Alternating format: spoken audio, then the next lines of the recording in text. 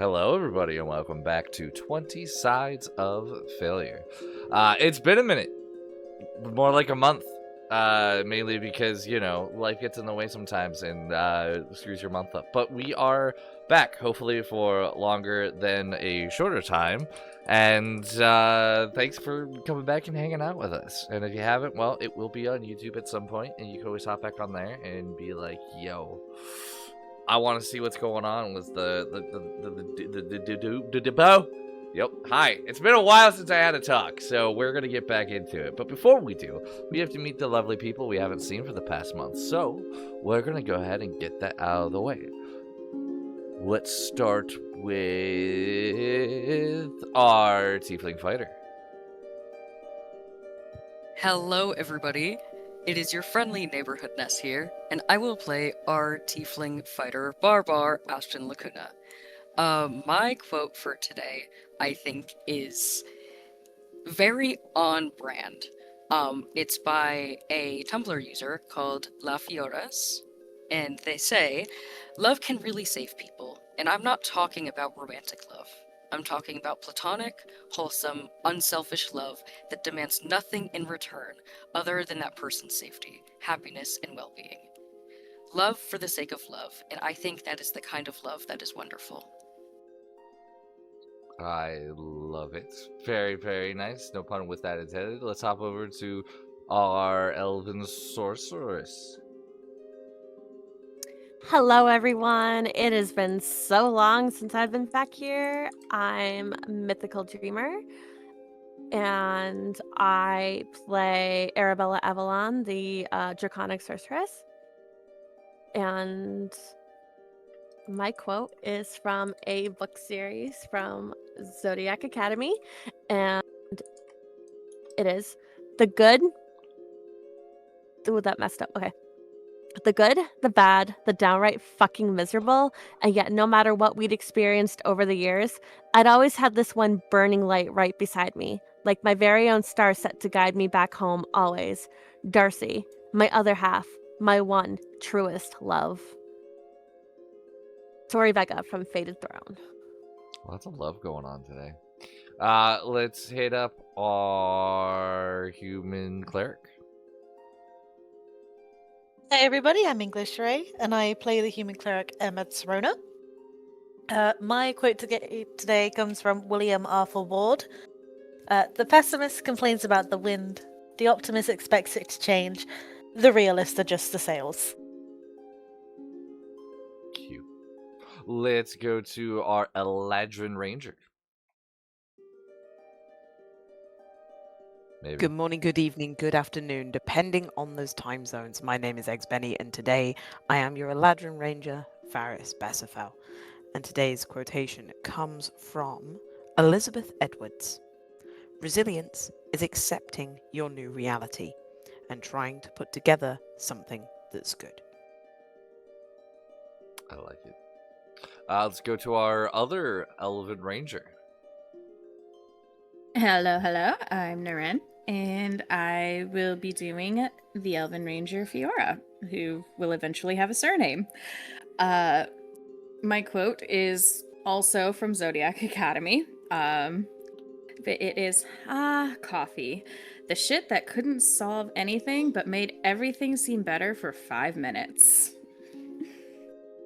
That's valid. Last, but absolutely certainly not least, we have our human warlock.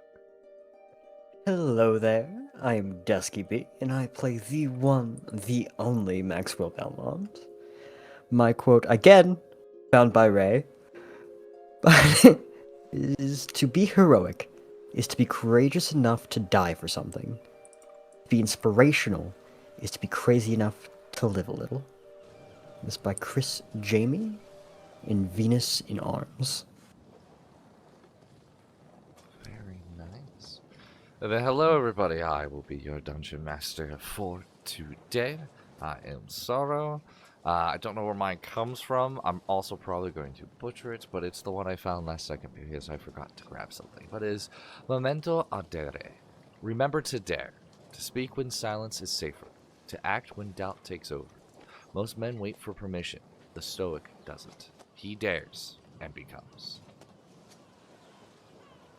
With that, we're going to go ahead and start today's session. Does anyone remember what happened last session? Someone got turned into a bear. No.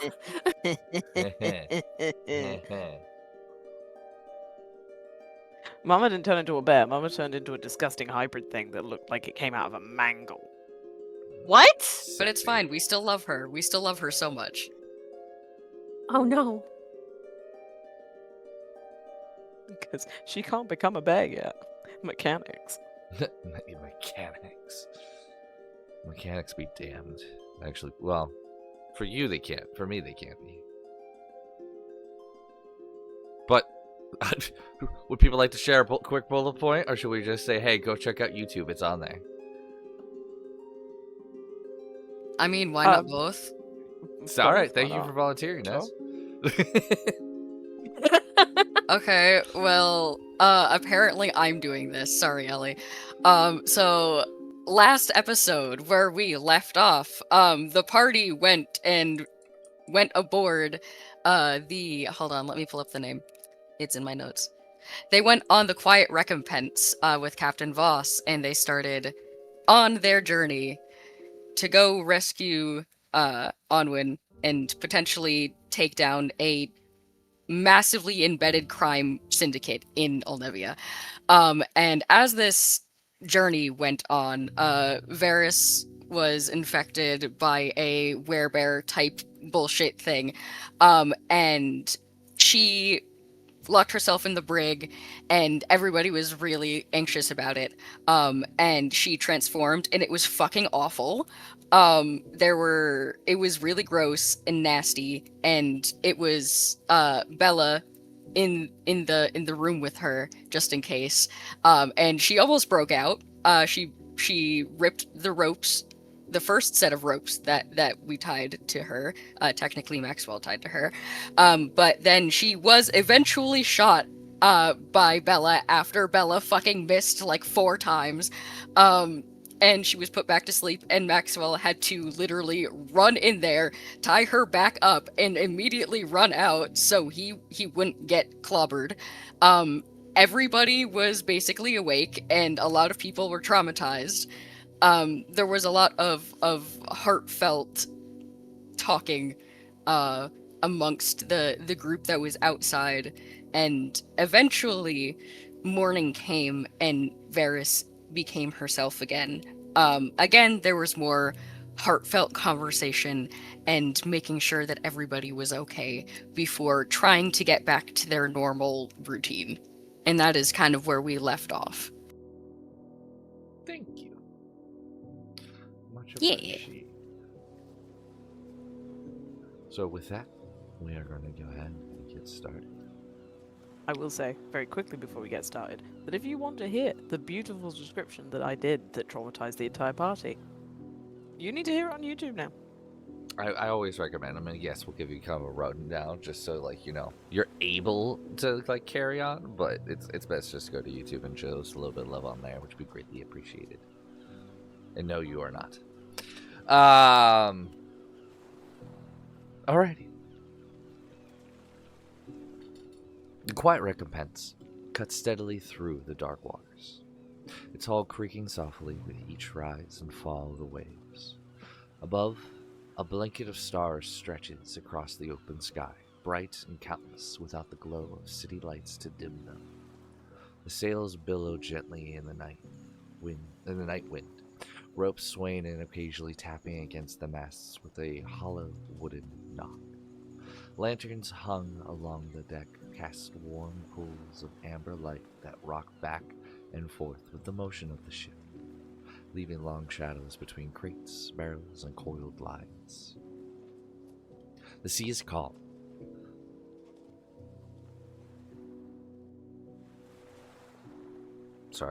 The moonlight dances across the water in silver ribbons that break and reform with every passing swell. Far from shore, the ocean seems endless in every direction, merging with the horizon until sea and sky become one dark expanse. Most of the crew have settled in the quiet rhythm of the voyage, A handful remain on watch, moving about the deck with practiced ease while the rest of the ship drifts into the stillness of the late hour. Above it all, the wind hums softly through the rigging, carrying the scent of salt and open water. The quiet recompense sails onward through the night. Is there anything people wish to do this night before continuing? I would say, for the most part, at least for Aspen, he doesn't really talk that much and stays very close to Varis and is kind of just constantly checking up on her in very little ways. He's kind of like a puppy, where he just kind of is like glued to her side the entire fucking time. And unless she tells him to like actively go away, he's not going anywhere.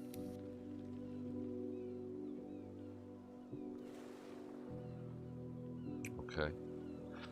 Anybody else? So just to double check then, so what happened to Varis happened, and then like we basically had the whole day, and now we're going into another night. No, you guys did No, that okay. going through the night. This is literally directly after that it's happened, of what's happened. So you guys are, it's going through, so that's kind of what's happening. So now we're going into the start of the morning. So you guys have already lost your long rest. I'm about to start the morning. I was kind of like setting up of like what was going on directly after that, and now we're continuing to the next morning. So you guys won't have your in that case, rest. then I'm still tied up then. So I'm sleeping technically. Okay. Wait, hold on. I'm genuinely so confused because He's done a flashback. This is happening immediately after I've been tied up. Like, I'm still in the transformation. Okay, I see. Okay, thank you. Because I was like, wait, what? What the fuck? Sorry, I'm trying to get back into the swing of things. I'm basically setting that up of what was going on. The transformation has now happened. I don't believe you're tied up, and it's the start of the morning now, because that's when it would have ended, correct? I technically don't change back until the moon sets. So whenever it becomes sunrise. Gotcha.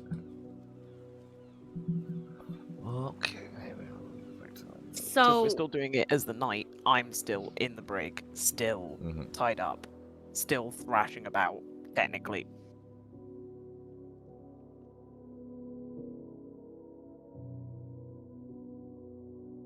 Okay, well then I fucked That up my works. last That one, answers so my that question. is not where I heard on the stream. I could have sworn it was... Yeah, because when we left off on stream, it was like, The next morning. yeah, everybody had a really big talk. Specifically, Maxwell and Aspen had a very heart-to-heart talk with Varis in the morning, making sure that she was okay, and she was like, that is never happening again, and we were like, fucking bullshit, we care about you. We're Yeah. going to be here with you next time. I'm And on then it the was wrong like- session. I was reading an old session, Mark. I apologize. Oh no! I was like, how did that, what? And I look over, I'm like, oh, that was episode, okay, that was on me. Anyway, it's still shit fucking happened the night before. I don't care. It is the morning of. Is there anything people wish to do this day? As the sun has risen, there are some strange looks. It wasn't silence for the whole thing, so some people did hear certain things, but they were obviously told by someone or another to maintain their distance. So there are a bit of side eyes of going on, of kind of like questioning of what is happening. But people go about the rest of their day. You guys look very dead tired. But you do have the day ahead of you. If the people are wishing to do this day, we will be going, I will tell everybody, we are going into a time skip after this day, so just let me know. Was there anything else we should do directly after? I think as the only one that isn't exhausted, Varis would actually like to test her body. Okay. In the sense of she can feel it, even if she can't put like a button on it, like something's changed, something's different. She feels stronger, she feels hardier. So it's then the thing of like, okay, what can I now do?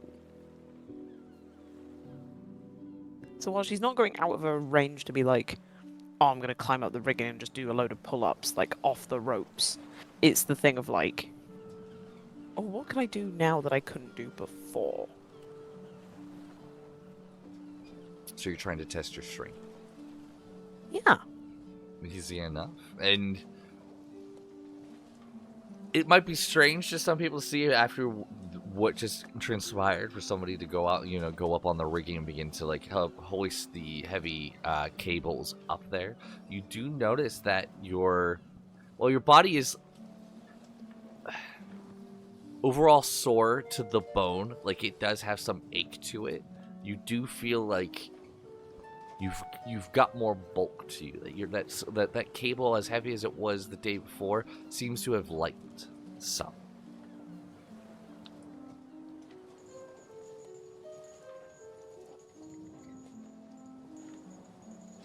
Yeah, because So- mechanically, with my strength going up and my con going up, it's the thing of I'm stronger and I can go for longer. Like, I have more stamina. Yep, 100%. And So it's like, oh, Just for more clarification on my part, you do not look like Varis that we've known every day. You are your transformation right now. no, I look like Varis right now.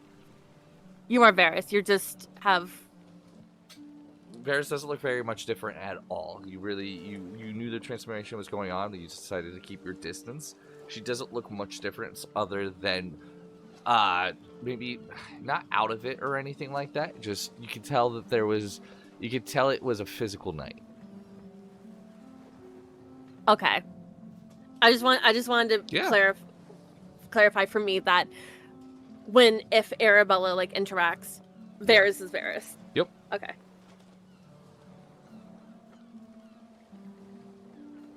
But If nobody else says anything. Obviously seeing like Varis and Varis is fine. And is like, okay, great, fine, awesome. If she needs me, she'll ask for me. But Ahmed wants to go to like a quiet room. So whether that's like the food closet or whatever, just wants to go in there and just wants to scry to check on Anwen. okay, roll me a d100. Okay. I have to double check something. 85. And I'll throw the spell in there as well, just to... Thank you.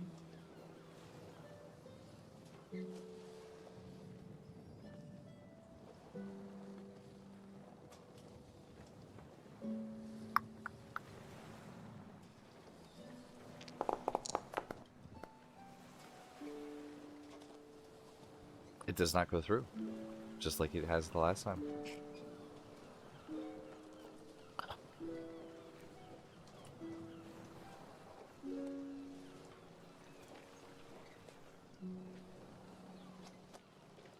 It is probably sitting on the floor, trying to get this spell to work, and as it fizzles, just there's so much sorrow and disappointment at herself for not being able to get this to work. She tilts her head back to look up slightly, even though it's literally just wooden planks above her.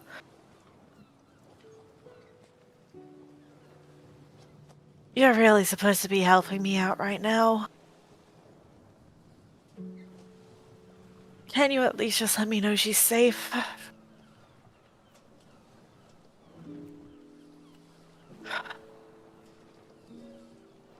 Got divine intervention like 4 out of 6 times. Don't you dare say he doesn't help you.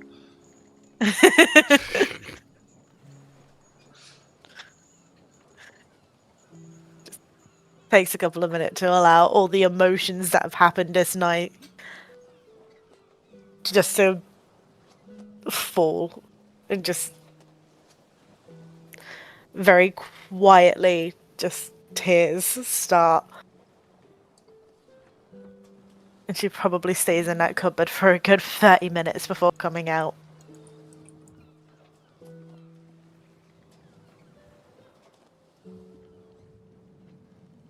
and it just carries on with the chores and the tasks that have to be done for the day. Alrighty.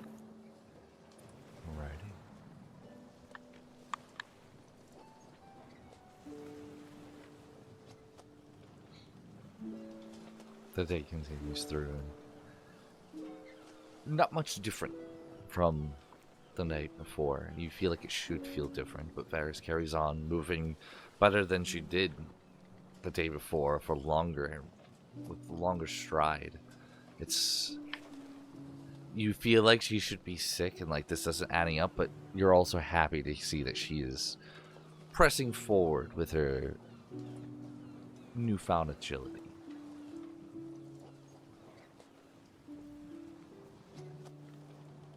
I will say, actually, with you,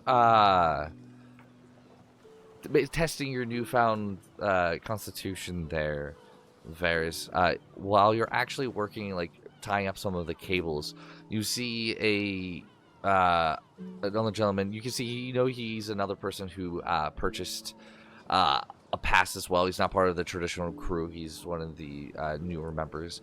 He's attempting to like move this one barrel. You can see he's definitely struggling. He's wearing finer clothes.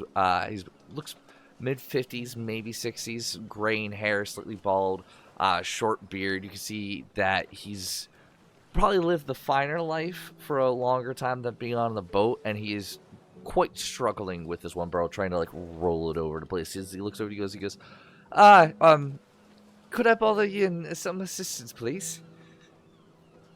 Of course. Just bounds over. God, you're quite lively. You've been on a ship before. Once or twice before. It's not something that I do regularly, but I do enjoy it.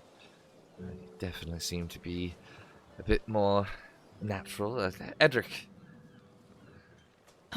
Varis. I appreciate your help. I've been on a boat most of my life, but it's been mostly in a ledger down below, and the ship didn't need that, so trying to make my way on deck, trying to get to my place.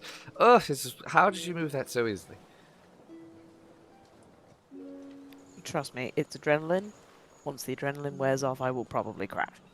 Well, if you could show me a way to get some more of that, I would appreciate it. If you ever need any help with your finances or any type of legend, I can most assist you with that. Whew. He kind of like takes a handkerchief out and like kind of rubs the top of his forehead. I see that you keep on with those friends, family, colleagues. Mixture of all, I'd say. Where do you hail? Me originally, the Feywild. My, really? What brought you all the way here to the material plane? I mean, I guess the simple answer is soldiering. Oh. And you can see her, like, screwing up the eyebrow to be like, yes, that's the technical correct term. I didn't know we had soldiers on board. Was you pulling security for here? Oh no, we just needed travel, and it was the easiest ship to get. Are you part of Olnevia's guard, then? Oh no, they never accepted me. No? How come? You seem to be, capable. Oh, trust me, I was not this capable 100 years ago. 100? So he kind of looks, he's a human. That's fair, that's right. That's probably a blink of an eye for you. I wouldn't claim it to be a blink, but I've learnt more in the last, and you can see her do the like calculations in her head. It's like 2 years than I have in the entirety of my life. I do So relate I to would that. not be up to the standard of the Olnevia Guard back then. Now, potentially, who knows? Well, I do relate to you on that, and it's be surprising how much you can learn in even a day. I won't take up any more of your time. I do appreciate your help. And then thinking about it, there is actually something that maybe you could help us with. not necessarily with your accounting skills, but you see the lady over there? She points to Fiora, specifically. Mm-hmm. She is also a stint in the Feywild, but the experience has addled her memory. She's only just getting the grasp back of common. Interesting. If you were wanting someone to have a good scintillating conversation with, I'm sure she would be good practice. I definitely could brush up on my Elvish. Well, Sylvan is what that would be if you actually spoke there. Sylvan, yes. My Sylvan is very, very, not remarkable. I'll absolutely do my best. Whenever we get a break, I would absolutely approach her. Thank you. Well, even if you just have conversations with her in common, it will be enough to just jog her memory. I would happy to help then. Thank you very much. She'll keep pushing the barrel, because I have a feeling they stop to have the conversation, and then it's like, no, the barrel needs to keep going. Yeah. And you can see later, like whenever like there's breaks, Fiora, you would be approached by the same individual as Edric, as you would learn his name, Edric Vane, and it's broken conversation, but like doing this for a little while, on and off, throughout the next week, your comment's definitely growing and being challenged by having to talk to this individual.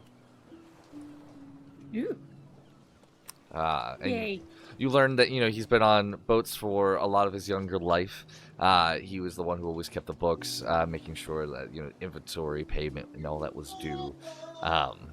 That a storm set his foot back onto dry land and took away sea legs, and unfortunately he needed to get to Olympia sooner than later, so he was forced to hop back onto a boat. So he's a bit of not exactly emotional, but you can see he's definitely got a little bit of apprehension to being back on the open ocean again. But he's enjoying the conversations with you. Yeah, Fiora definitely comes to enjoy them also, and like kind of grow fond of him. Like in a purely sweet, like platonic way. Yes, that is what you've made it clear for if it was any other way. But yes, it is the same. Same from him, just nice to make conversation with somebody on the boat who's not just a crusty old sailor.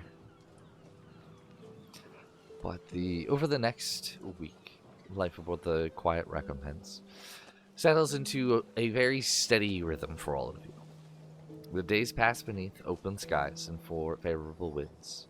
Mornings are alive with golden sunlight spilling across the endless ocean, drawing sailors from their hammocks as the ship continues its journey northwest. The crew move through their duties with practiced familiarity, checking rigging, repairing worn lines, scrubbing decks, and sharing stories while they work. The afternoons are often warm and clear. Flying fish occasionally break the surface alongside the vessel before vanishing beneath the waves once more. Dolphins appear on several days, racing the bow of the ship for a time before disappearing back into the depths. The ocean stretches in every direction, a vast expanse of blue broken only by distant clouds and the white wake trailing behind the vessel. Meals become landmarks in the passing days. Bowls of stew, salted fish, fresh bread, and strong coffee bring crew and passengers together in brief moments away from their work. Dice games can appear on quiet evenings. Does anybody partake in the dice games throughout this week? So we're time skipping a full week. Yes, if people want to interject at some point for the week, I will definitely leave space and time for that. Maxwell will join in the dice games. Okay, roll me a d20.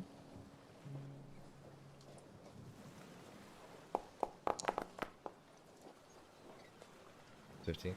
15. Right, How much gold do you have? Not a lot. 4 gold, 4 silver, and 3 copper. You make 15 copper. Let's go. You make 15 copper from that.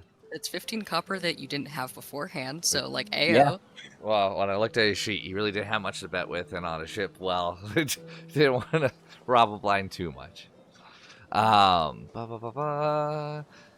You'll hear sailors exchange tales of distant ports, storms survived and fortunes won and lost across the seas. Is anyone listening to those lost tales of storms or fortunes or anything like that? Fiora will. Okay. Maxwell will also be listening to that. Maxwell is here for the experience. Oh, right. I would say Aspen is like mostly a wallflower when it comes to social events. But he is listening. He's just not really participating in anything. Okay. Let me see what I got. So they'll talk about how the sea never forgets. According to certain tales, the sea remembers every ship that has ever crossed it and every sailor who has ever drowned beneath its waves. Names, faces, promises, betrayals. None of it can ever be forgotten. Old captains, they would say that they're like old captains they've sailed on to reclaim that when fog settles in thick enough, you can sometimes hear voices speaking names you've never heard of. People laugh by it. It's not too serious, but it is something you guys would hear about. You would have heard about the white whale of deep water reach, a creature so large that sailors argue whether it was truly a whale or a monstrosity of some sort. It's described as like a pale beast larger than ships, carrying ancient harpoons embedded in its hide, scars older than kingdoms. It's said that the creature itself would have a surface that would surface only every few decades, being able to hold its breath for that long if it truly was a whale. Seeing it is considered good luck, though, but it is a death sentence if someone tries to hunt it. There's a part of the ocean they call dead water, a place where the sea becomes unnaturally still. There's no waves, no winds, no birds, no fish. Ships entering these waters often would hear knocking or scratching or even voices beneath their hulls. All these like little different kind of stories. You'll hear the lore about what is it? About Morwen, a captain. What was the captain? What is it? Where did that go? Hang on 1 second. Well, I don't remember that, but it's Morwen, and the nickname is Mistress of the Drowned. Some say she can't be killed, that she's been shot, stabbed, burned, and drowned, and thrown even overboard. Everybody has a different witness, but they all say that she can't die. That she hunts debts. It's really very common. You've heard a couple of different ones about people searching for debts, like Davy Jones, the Mistress of the Drowned, saying that whenever a debt is owed and not actually paid off, that she will show up and receive that debt in whatever way she sees fit. That certain ships, whenever they come for your debt, that bells will ring before they arrive. One with that Marin is she owns every corpse lost at sea. There's no really proof of any of these, but you can pick up that they're fun little lore about different things. Sorry. You said Morwen, the captain, owns every dead body. Yes, and it's Morwen. Morwen. W-E-N. Yep, Cool. W. Mistress of the Drowned. Mistress of the Drowned. Yep. And Morwen is the Mistress of the Drowned. Yes, that's her nickname. Sorry. Okay. I'm trying to find. I guess I didn't write that. Oh, and she sails on the Drowned Crown. The Drowned Crown.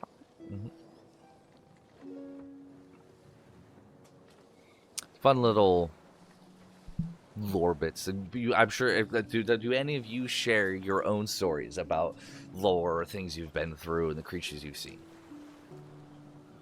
100%. The only story Maxwell is not gonna be telling is their Feywild adventures. Darn. Thank you! Darn. That would have been a good time for me. How drunk do you get this week? No, I'm kidding. Lesser restoration! Lesser restoration! We are gonna win in drinking games. Doesn't that technically count as cheating? Yes, 100%. I didn't cheat, they cheated.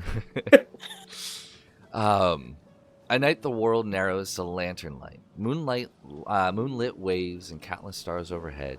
The ship cracks and groans like a living thing as it rides the swells. Some nights the sea is calm enough to resemble polished glass, reflecting the heavens so clearly that the sky and the ocean seem to have come one.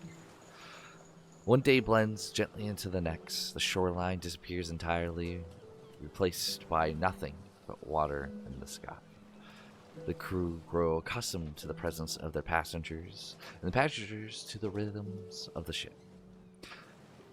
By the end of the week, the voyage has become routine. Constant sway of the deck feels natural beneath your feet, and the endless ocean no longer seems quite so endless. The quiet recompense continues onward, carrying everyone steadily towards its destination. Now, is there anything people wish to do during that week? Crying. Every day? Every evening, as long as I have the spell slot. Okay. So I would like for you to roll me 7d6s. 7d6s. Mm-hmm.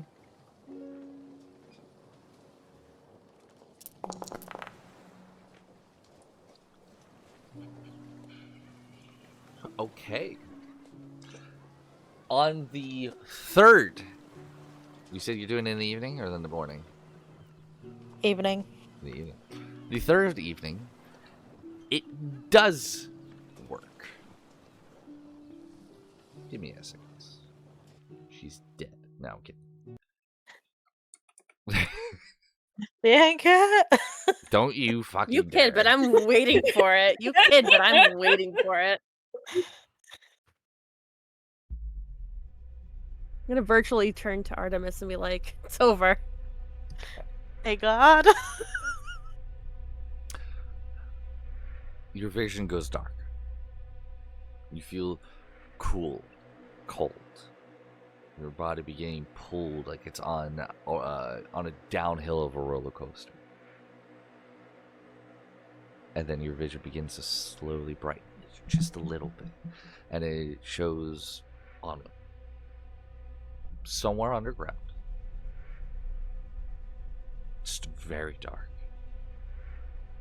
But she holds a very small burned candle. And it appears old, weathered, and there's only a little bit of the wick left, but she's sitting in a corner trying to catch her breath. Feet worn, dried blood from running barefoot. Clothing torn, tattered. She just kind of sits in the corner watching the candle, the little bit of warmth it brings both physically and mentally. Before she snuffs it very quickly and looks over the rock she's been sitting behind, you can see there's no sunlight, corridors left, right, and then she moves off quickly and it goes away. On every other of those nights, it doesn't go through.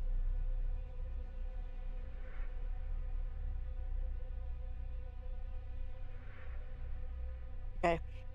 I will say, roll me a perception check for that one scry that you did go through.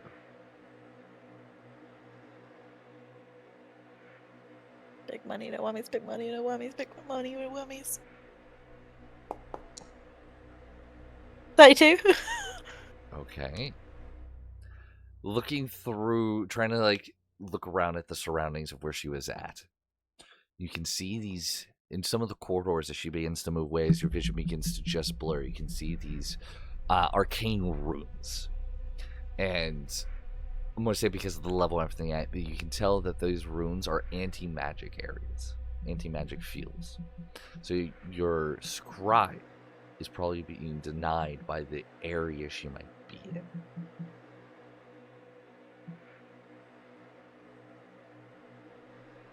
Okay. Not that your magic's failing, but it's being denied. Or countered, I should say, not denied.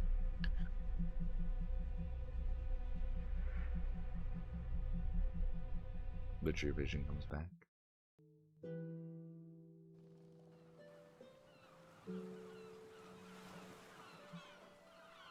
Anything else going on during this week?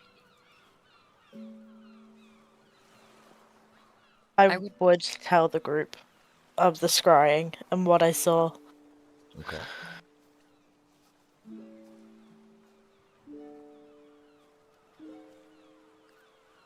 In that case, sorry, go ahead. No, because it just literally what like what the DM said, and made recount. Recap it. There you go. I'm kidding. I would say every night, Aspen is kind of like waiting for Ermid to come out of her little pantry closet thing. In every disappointed shake of the head, like, there's comfort, like, given to her. And when she recounts that she actually got a scry through, Aspen's kind of just standing with, like, his arms crossed. And just gives her a nod and a, well, at least we know why the scrying hasn't worked beforehand. I think at first we might have gotten a little bit lucky, where they didn't really know that we had the magic to see her, but now that we showed our hand, they're kind of using that to their advantage. At least we know she's alive. She's smart, and she's doing her best. But I think we're running out of time. Can you get to her any quicker? You can only I- play cat and mouse for so long before something bad happens. I can't nullify their magic. I will keep scrying every night. Just on the chance that maybe she is in some tiny zone that isn't in the anti-magic fields.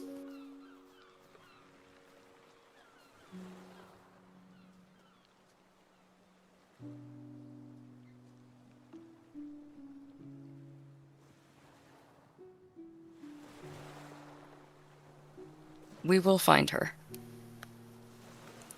I just hope it's before anything really bad happens.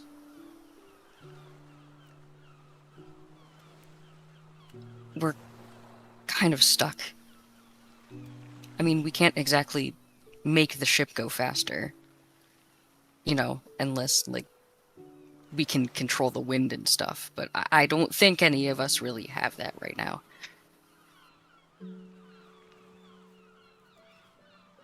The Emma literally thinking about every spell that she's got. No, I can't do anything.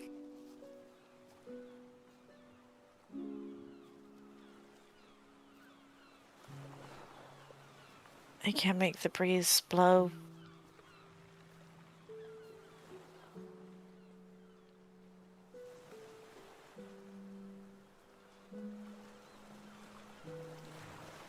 Then all we do is believe in Anwen.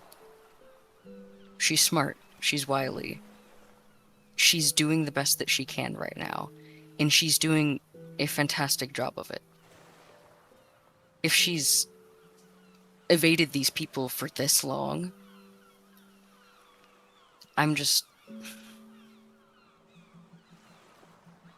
it's going to take a while for us to get there. And I don't know how she's getting her food. I don't know how she's getting water. She's going to be exhausted. And being exhausted means that you slip up and you make mistakes. And he sighs a very big exhale, like through his nose. And Ermid can see the tension just getting worse in his shoulders. And like, he kind of shuffles a little bit, trying to get the energy down through his legs. Like his tail is kind of swaying behind him, pretty aggravated.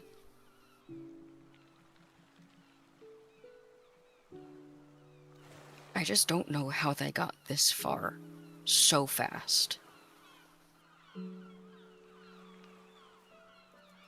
It doesn't make any sense to me. How... I mean, I know they got a little bit of a head start with when we were staying with Poppy, but they couldn't have squirreled her away that fast without magic. I knew there was some kind of teleportation that happened.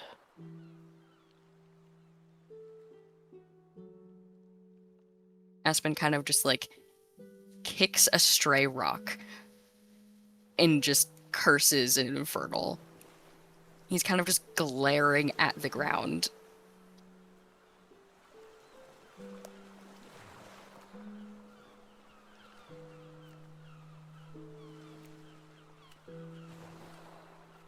I know we can't do much of anything, but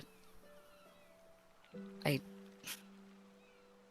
can't stand feeling this helpless. It fucking sucks.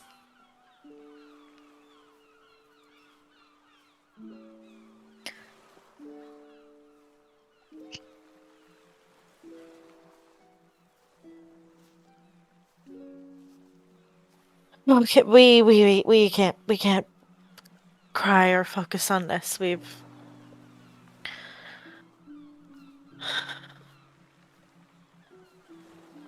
got to focus on making sure Senna is all good. Aspen kind of just like bites the meat of his cheek and looks down. He doesn't really respond to that. I want to cry. I want to scream. I want to find her and I want to bring her back, but we can't right now. That is out of our control. And the things that we can control right now is making sure that we are ready when we set foot in Olnivia.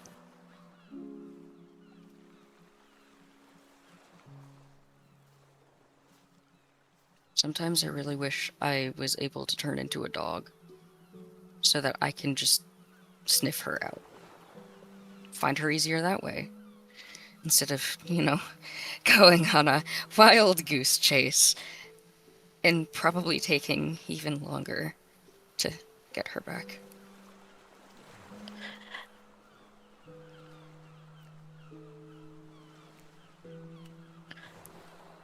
And I would love to be able to cast 2 high-level spells so that I could plane shift to where she is, grab her, and plane shift back. But I can't. I only get 1 go at that a day.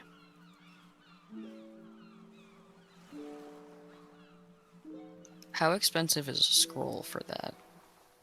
It's a 7th level spell. So more than I have in my entire backpack. Got it. It also requires, a material component, which we do have now. which was the forked metal rod that is attuned to this plane of existence. Well, at least we have one part.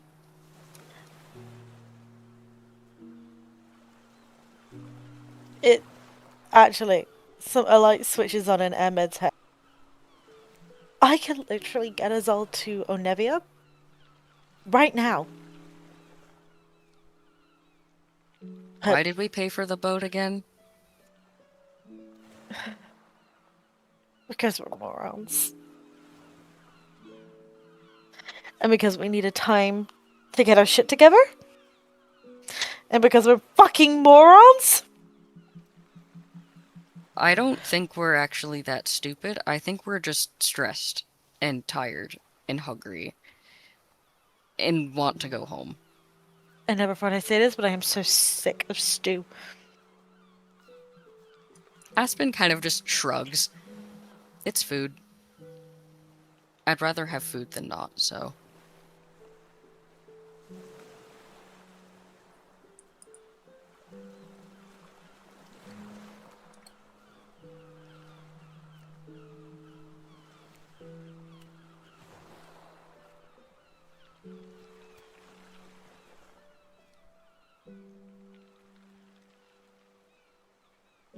So are we gonna talk about why we're stupid and how we can go to Olnevia right now?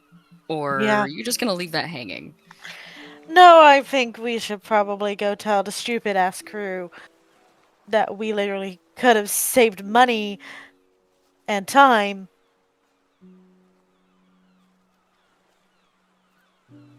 Yeah, let's just go tell them. How about we talk to everybody else first and then figure out what we're doing and then go tell the crew? I meant like our team, like our crew, not the crew on a whole. Oh. You meant the Ballbusters? Isn't that our name? I meant the last resort. Ah, that's what it was. Because we're definitely not the Seven of Starlight right now.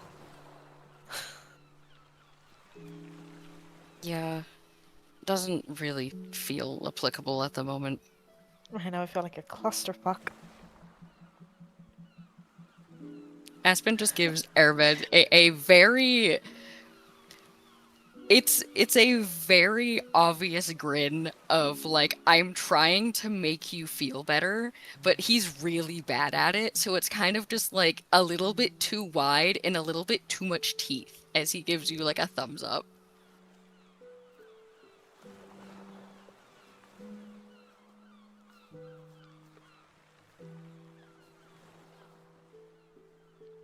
You know you're not half bad at this.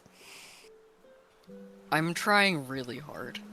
I usually don't do this, so I'm kind of just winging it. Well, you're here. And I plan to stay here if I have anything to say about it. Bloody better do. You're my brother. And I'm the only brother, I believe. You are the only brother.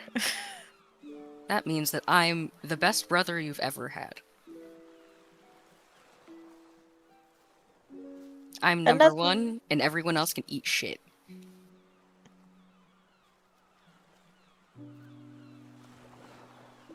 You really are the best brother.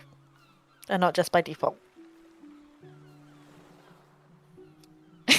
You can see, like, the moment that Aspen, like, actually processes the words. And there's a little bit of a, like, surprised look on his face. And his ears, like, flatten, and he kind of just gives you this very bashful look. I was trying to make you feel better. Let's just go tell everybody the master plan, okay? Yeah, And let's he just go. grabs your wrist and is just like, alright, we got people to find. Yep. Literally go find them. Say, hey, so... We're fucking stupid.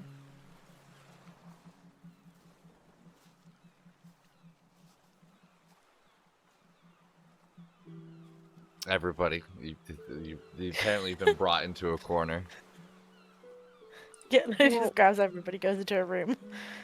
I So will say, Yes. I will say, Arabella's probably not there because she's kind of on deck having a silent panic attack. Well, okay. So when you go to look for everybody, what do they find?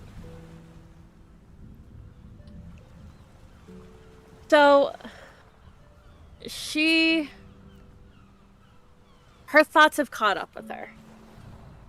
She's thinking about the new information about how maybe she's not a royal like she thought she has. The fact that they don't know where Anwen is. Because she hasn't talked to Aramed to really find out the new information that she might have connected. And they're at a pace quickly approaching Olnevia. And she kind of remembers Regan being like, don't go home. So she kind of feels like she can't breathe right now, and she's not sure if it's just like the weather, like the wind from the ocean around her.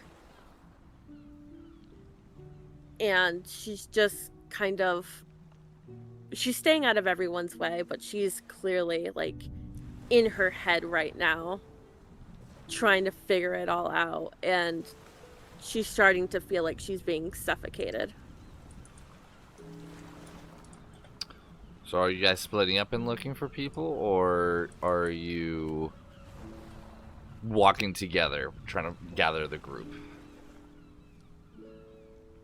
Personally, I think because we're in a contained area, splitting up is just fine. Yep. Okay. Split the party. That's okay with me. I'm kidding. I'm gonna say, I don't know who goes on deck, who goes below deck to search for people. I don't care, or I could just say who did what.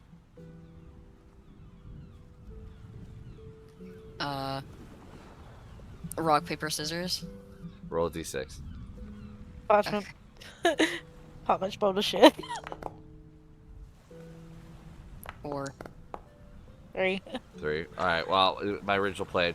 Aspen, you went above deck. Arabella, you went below deck. So you'd be the one coming across Arabella in this state. Oh boy, I am not licensed to deal with this. I'm so happy. That's how the dice rolled. Just be nice. Have fun with it.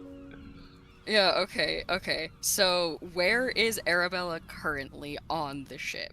Like, is she, like, near the mast? Is she near the front? Like, area-wise?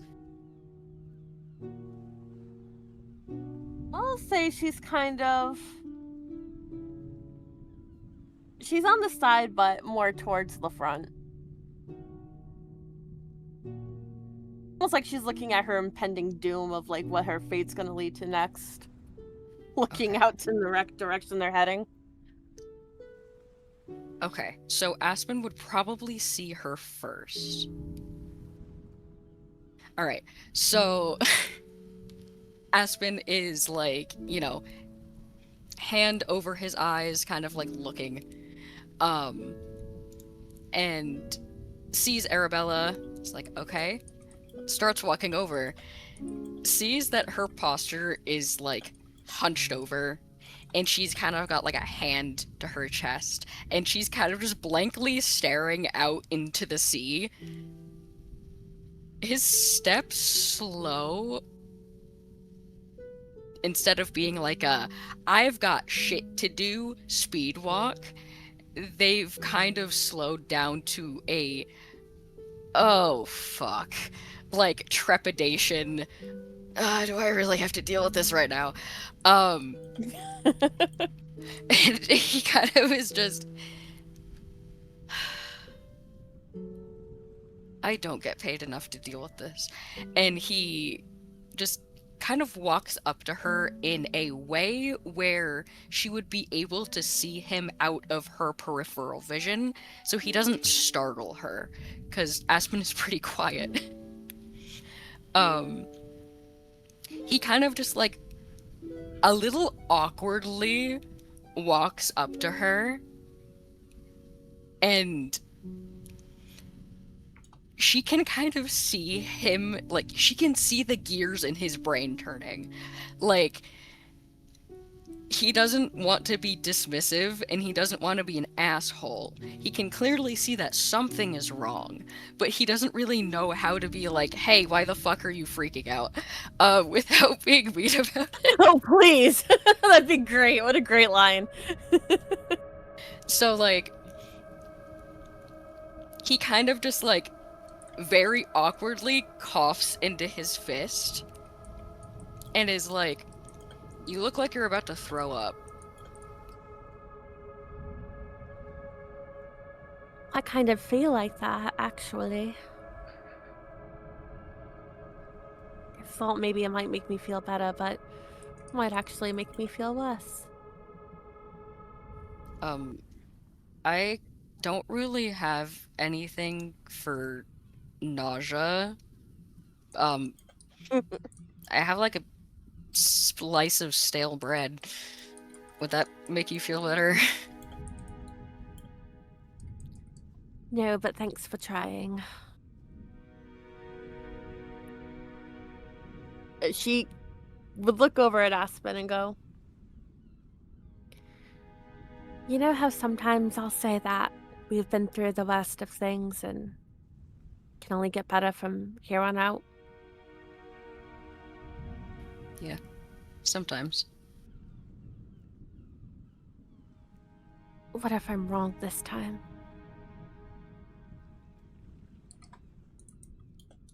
What if it just gets worse from here on out and we're already miserable, so what if we just really truly hit rock bottom and never recover?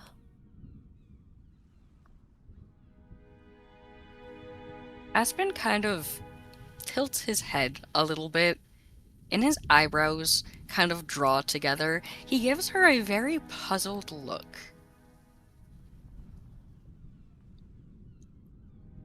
There's really no telling what tomorrow brings.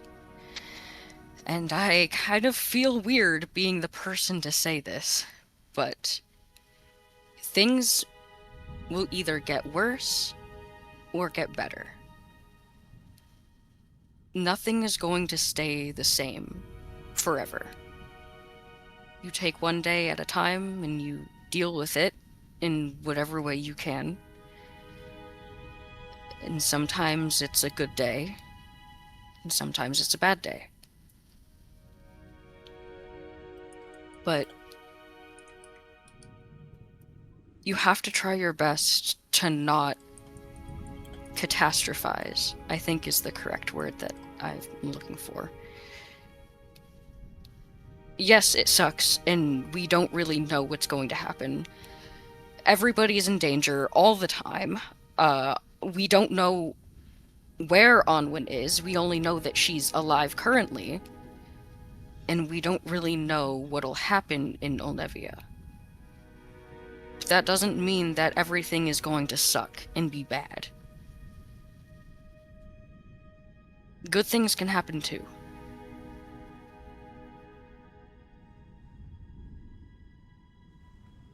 He kind of like nervously tugs on like the end of his bandana.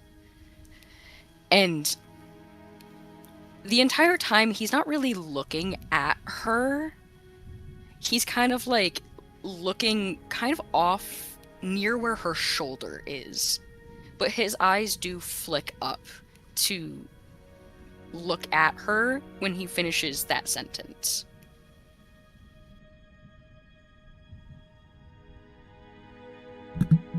My mind has gone through over 1,000 scenarios of what could happen, what could be waiting for us. I'm terrified, Aspen. I've never been so scared in my life. To be honest, I don't even know who I am anymore. I want Anwen safe, but...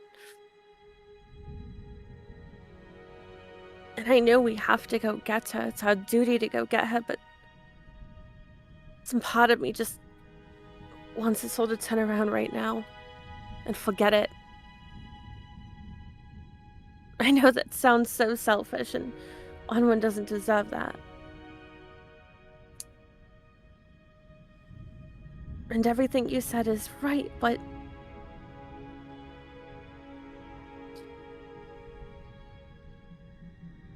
What if they see through that it's my disguise? What if this chase to find Anwen is all for nothing? What if someone's playing with the spells Ahmed's trying to locate? I mean, it's...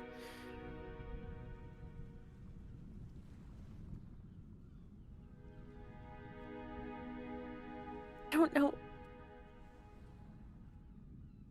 I don't know how to fight something like this when you never know what could happen. And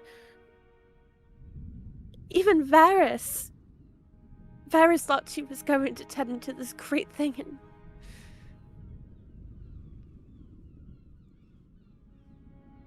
none of us were prepared for that.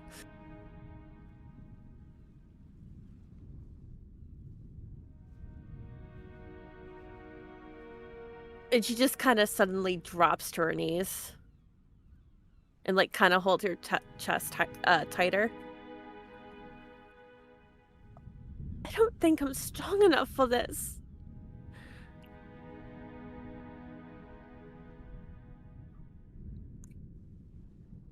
Aspen kind of... Oh, sorry, go ahead. No, you're good. Continue.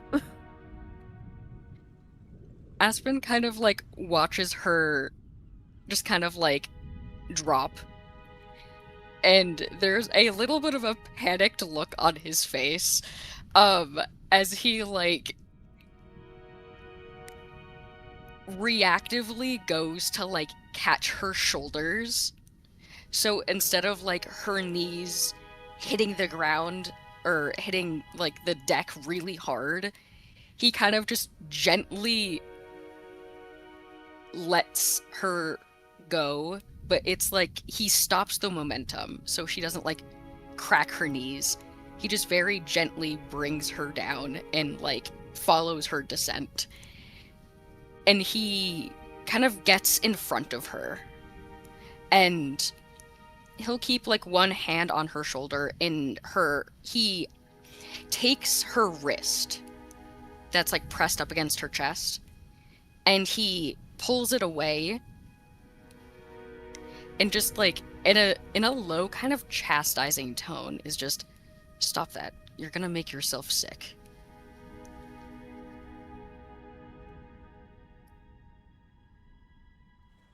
I understand that this is a really, really, really bad time for everything to be going wrong right now. But you're still you, regardless of the name or the face that's attached to you. You are still the same person that you have always been, regardless of who you are, what your name is. And I won't say I understand the need to have everything be perfect. Isn't the correct word that I'm looking for. I'm not good at this. And he kind of just like lets go of her wrist and like anxiously starts playing with the end of his shirt. What I'm trying to say is that just because somebody might have stolen your identity, or you could be somebody else, doesn't mean that you still aren't you. You're stubborn. You're loud. You're very opinionated. You go headfirst into danger. You don't really think before you speak. You're a vegetarian. You're very kind when you want to be.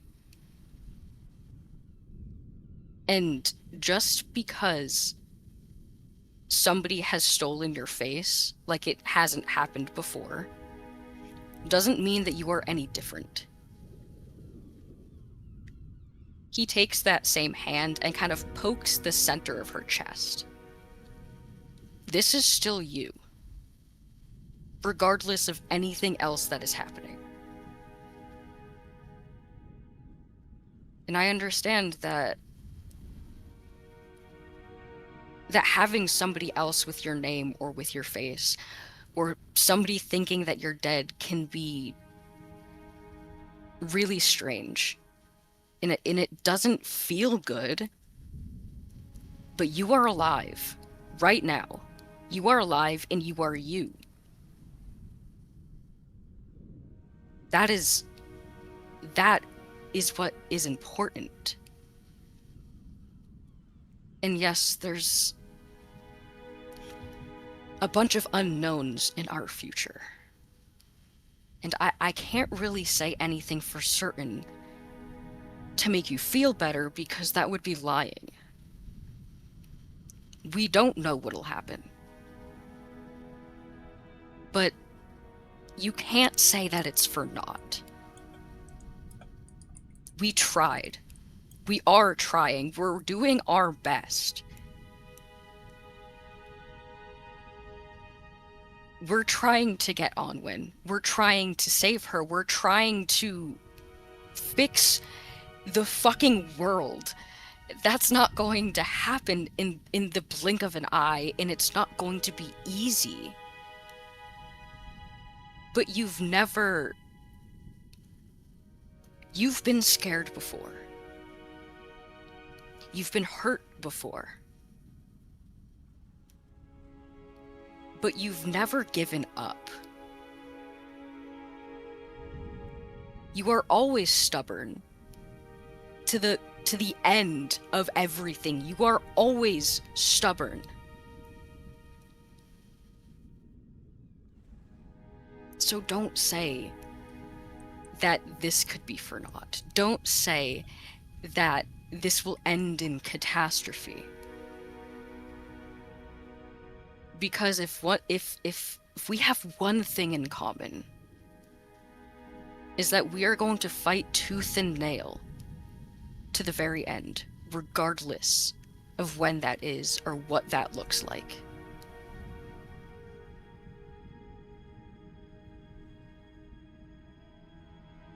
I can't say that bad things won't happen, but I can say that we will be with you through every step of the way. You aren't alone. You have us. And if you need to lean on us, then that's okay. Aspen kind of takes a breath to steady himself. And you can physically see the effort that it takes for him to say the next words, where he's biting his lip, and he's getting, I wouldn't say choked up is the right word, but he's getting a bit emotional. If I've been taught one thing, is that it's okay to ask for help. It's okay to be weak when you have people to support you. Even if they might not understand, they're still going to be there. If you need a hug, or you need some reassurance, or if you just need somebody to say that you're not a monster, then that's okay. All you have to do is ask.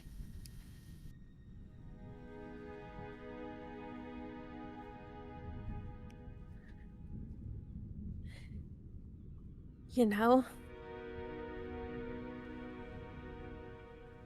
you're right. So a lot of times I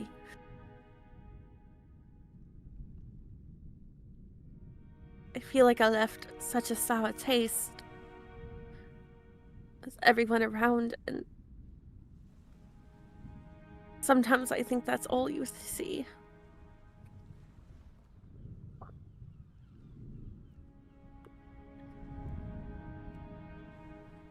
I'm not a villain. I don't want to destroy the world. And I don't mean to kill anyone. I want to protect you and our group, and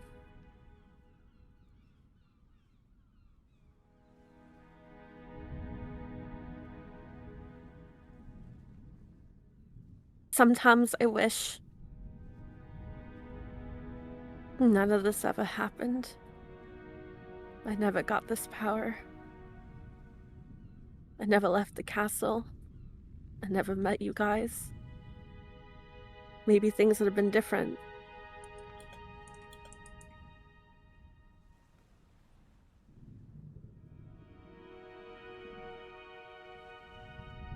None of us would have... Some of you wouldn't have had your years taken away from you. No one would have experienced death and be brought back.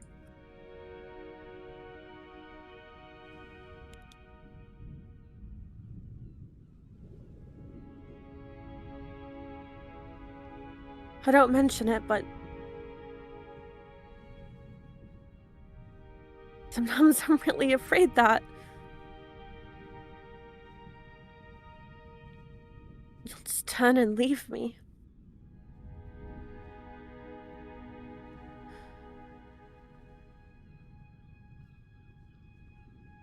I figure she's too much.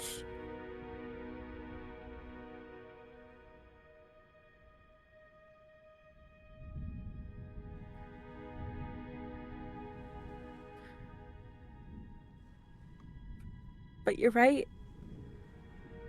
I need to hear that I'm not a monster, that you'll stand beside me, that we'll be together until fate steps in.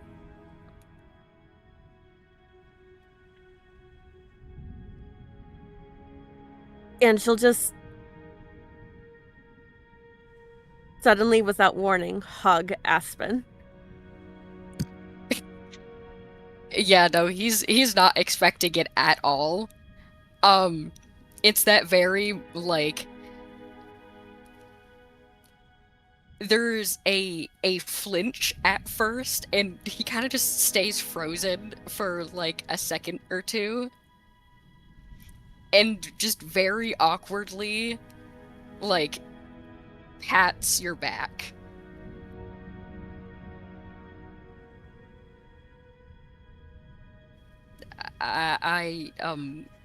I'm glad I could help.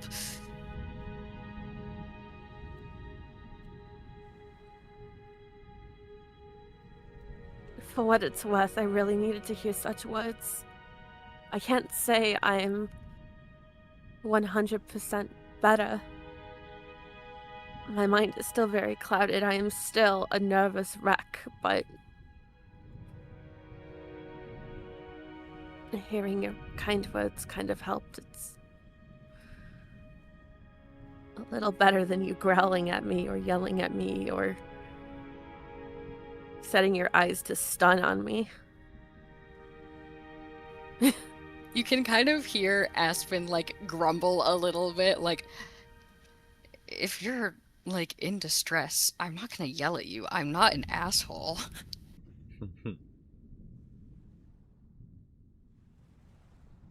you might annoy the shit out of me, and I might want to strangle you sometimes. But if you're, you know, actively in distress, I'm not going to beat you down. Just because you get on my nerves doesn't mean that, you know, you don't deserve to feel good or that you're, you know, a horrible piece of shit. Like,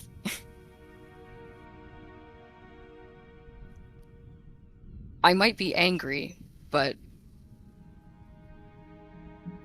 my anger has justification. But I'm not going to be angry at you for feeling helpless or sad or lost, because I would be a hypocrite. I've felt all of those things too, and they're not good. They're heavy. So I can understand at least some of what you're feeling.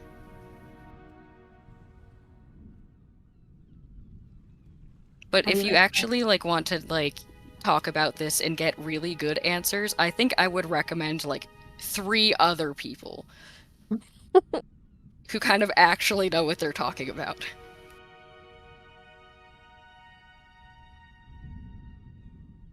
It's alright. I'll take the Band-Aid patch. Well, now. Cool, good, cool. Okay, cool. And he's just She'll, like very, very awkward.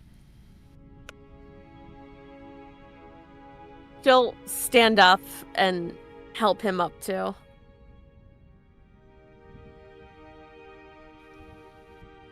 Just What'd you come out awkwardly for? coughs into his fist. What brought you out to the deck? What's going on? Ahmed says that we're all idiots, and she needs to explain something, how we could have gotten to Olnevia without paying for a boat. I don't know. I was just told to gather people. Oh, that sounds about right. But, we do have some good news, at least. Anwen's still alive, and she's,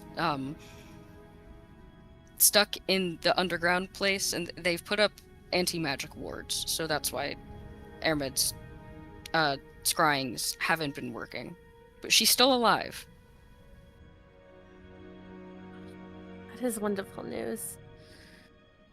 Well, in that case, we shouldn't keep Ahmed waiting, huh? I still have to find where Lennis is, but I don't think that should be too hard. Right. With that, people are gathered for the sake of time. You will hear the distant sounds of thunder, and you can see some dark clouds forming ahead. But you guys are able to find a relatively private place below deck, get allowed to a break, grab a bite to eat or something to be able to discuss.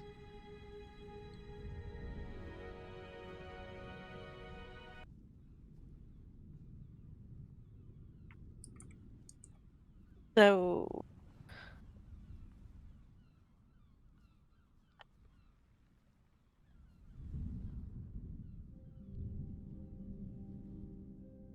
okay, so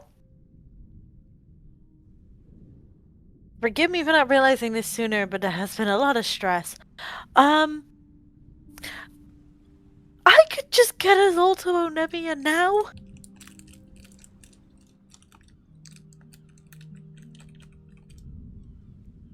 Now? Like in Now. this second? Yeah.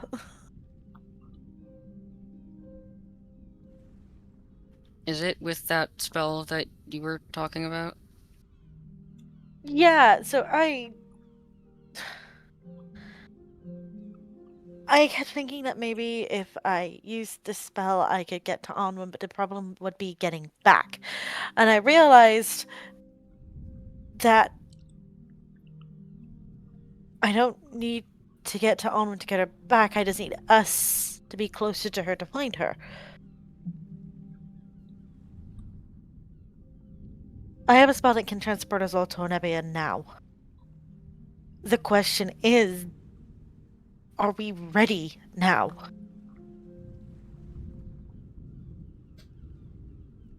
I don't know if I'll ever be ready.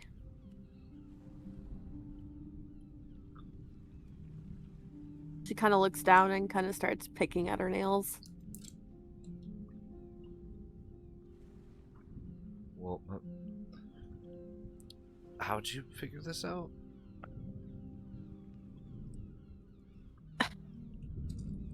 Talking of Aspen and... Well, what's it gonna But cost you?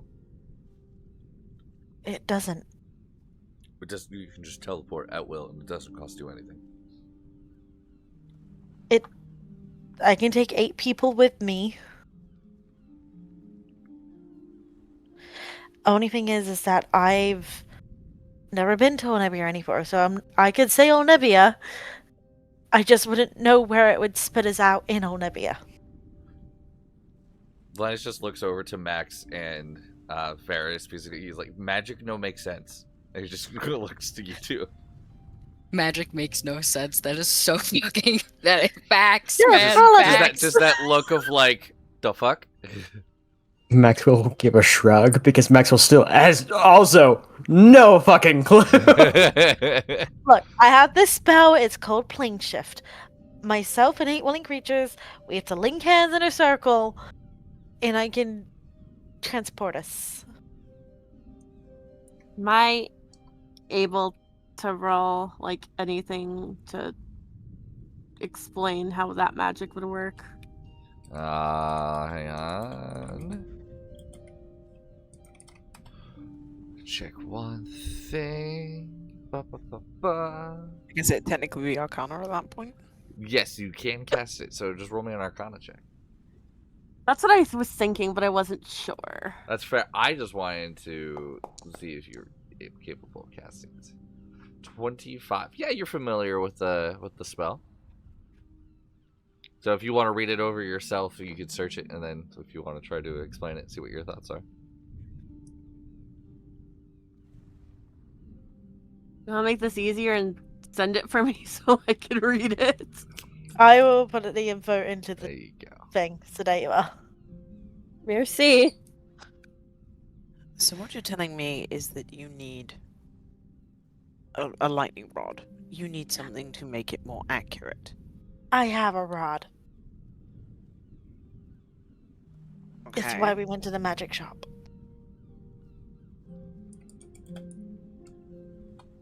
But no, what you just said that you can say Olnevia, but you don't know where it's going to drop you off. What you need is something to make the spell more accurate. Yeah. But hang on, Do you have wait. anything of almonds? I have her family crest necklace. It's what I've been using to scry her. Well, can't we then use that as a lightning rod to say take us to her?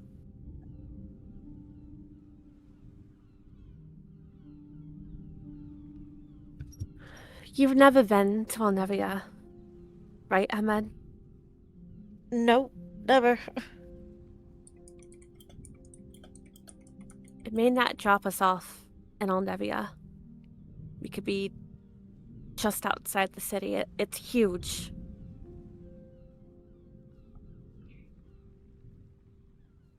She looks at everyone. I know exactly what Ahmed wants to do. I don't have the power to do that, but what she is talking about is very real.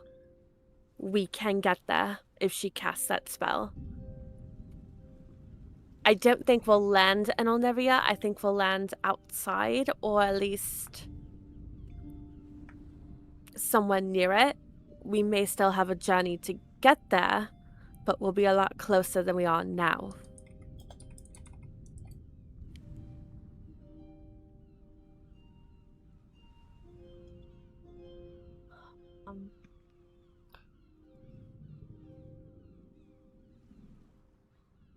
We all have to be willing to go. That's the thing.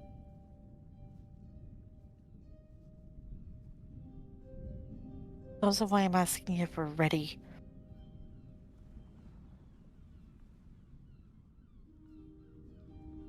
Right then, And let's look, I change Emma. the question. So I will say this, because you rolled a 25.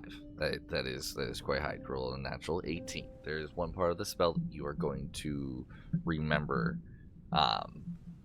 Arabella. You can't teleport to the same plane of existence. You would have to teleport to a different plane of existence, cast it again, and then teleport to Olnevia. You cannot teleport straight to Olnevia. Plane shift only allows you to teleport to a different plane of existence.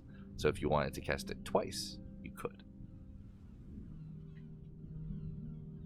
That first one must be to a different plane of existence.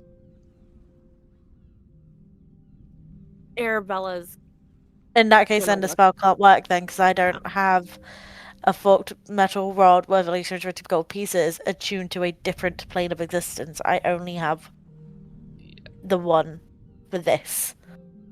Wow. Into a particular. Well, no. So it doesn't say to the particular place of existence. It just has to be to a particular plane of existence.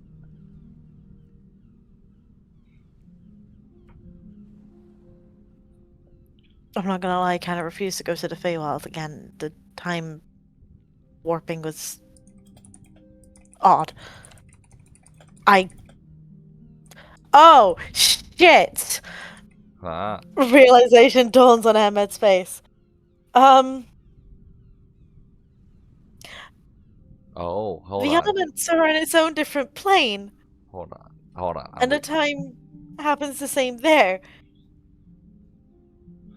We could go back to the elements for a day, and then I could cast it to get back to Olnevia.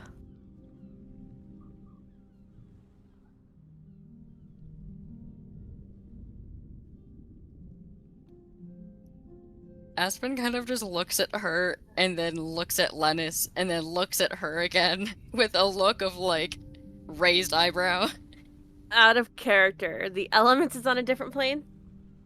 Yes, it's on like its own little like demi-plane. If I understand this correctly. Oh yeah, continue. Yeah, no, it's okay. So like each of the elements has its own like demi-plane that you have to reach in a certain way, and then the actual like 5 elements, which is where all the shit goes down, TM kind of thing, where everything is decided, and the elders, the council, the high priestess, everywhere else, like where the decisions are made is also on its own separate like demi-plane, but they are connected to each other more easier. What are you using as a fork or a rod that's attuned to a plane of existence? I bought one. What'd you buy? Bought metal rod for plane shift in my inventory under loot. Yes. We bought it at the magic shop.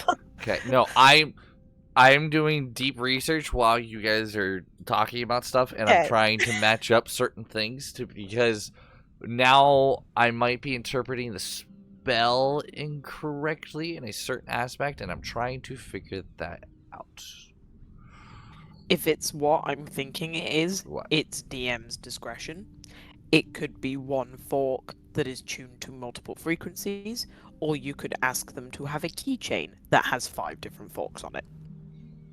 Yeah, yeah. You're asking if it's specified to the plane of existence. Is that what you're trying to? Is that what you think I'm on? Pretty much. At least I am. Pretty much. Because Yeah. I am getting to. Reddit's telling me one thing, and then Google AI is telling me another. Okay, well, here's something that would also help with this. It says, alternatively, if you notice sigil sequence or a teleportation circle on another plane of existence, Yeah. this spell could take you to that circle. Emmett would know the elements one. And then we have the fork for this plane. Well, just quickly, Yeah. Arabella's gonna ask. Emma, just one little question. Uh-huh. Would we be allowed that? I mean, well, technically outsiders. They know you and Lennis, but what Technically speaking, you're helping us on our quest. that's allowed? That's okay? It's kind of up to high priest discretion on allowing guests or / outsiders. It's not unheard of, it's happened. It's usually when it happens, it's seen as like a sign from the Enket that this person is supposed to be here. But also, we have had outsiders in the inner sanctum, which is a whole other thing in itself, and it's actually kind of outdated. It's not something that's been around for a lot, because usually it's the elders who kind of took over that role. However, you can have outsiders in the inner sanctum. It's just like a whole, like, kind of, not a song and a dance, but there's a ceremony for it to be officially recognized. Another thing, I have complete confidence in you, but this is... Are you sure you're able to cast the spell of this magnitude? Yes. Yes, I can. Have you done it before?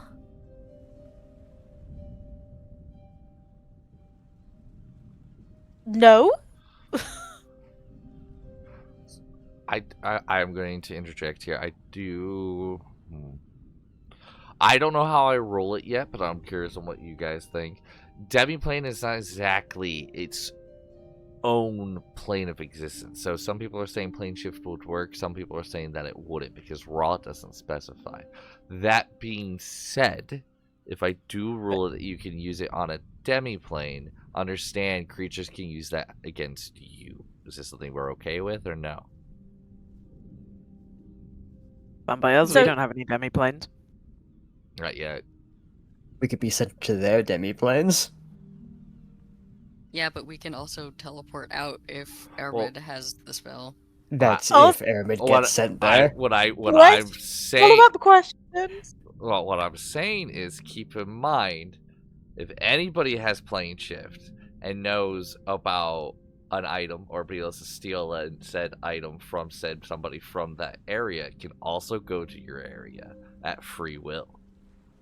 So are you cool with opening the door to, say, other creatures casting plane shift, getting their hands on an item of yours, and then going to the 5 elements? So keep in mind that opens a door. And then otherwise, that's why I don't know how I'm rolling it yet. But I'm You know how Heimdall guards the Bifrost? Yeah. maybe. Yeah, that...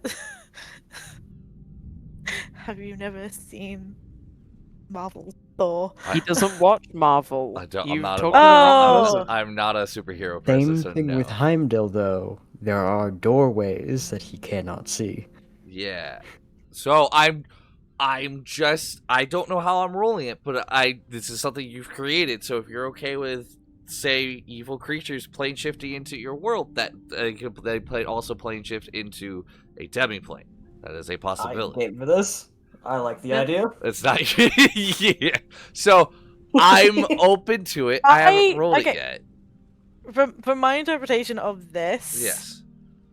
I thought you needed a forked metal rod attuned to the plane that you were trying to get to. So that's DM's Yeah. discretion. Keep that in mind. If because the way it's worded, the way people are saying, there's two different ways. Because if that is the case, it will limit plane shift to you guys just indefinitely. Like, say goodbye to going to any other plane of an existence ever, because unless you purchase a very high value item. So that limits the spell into being not so awesome.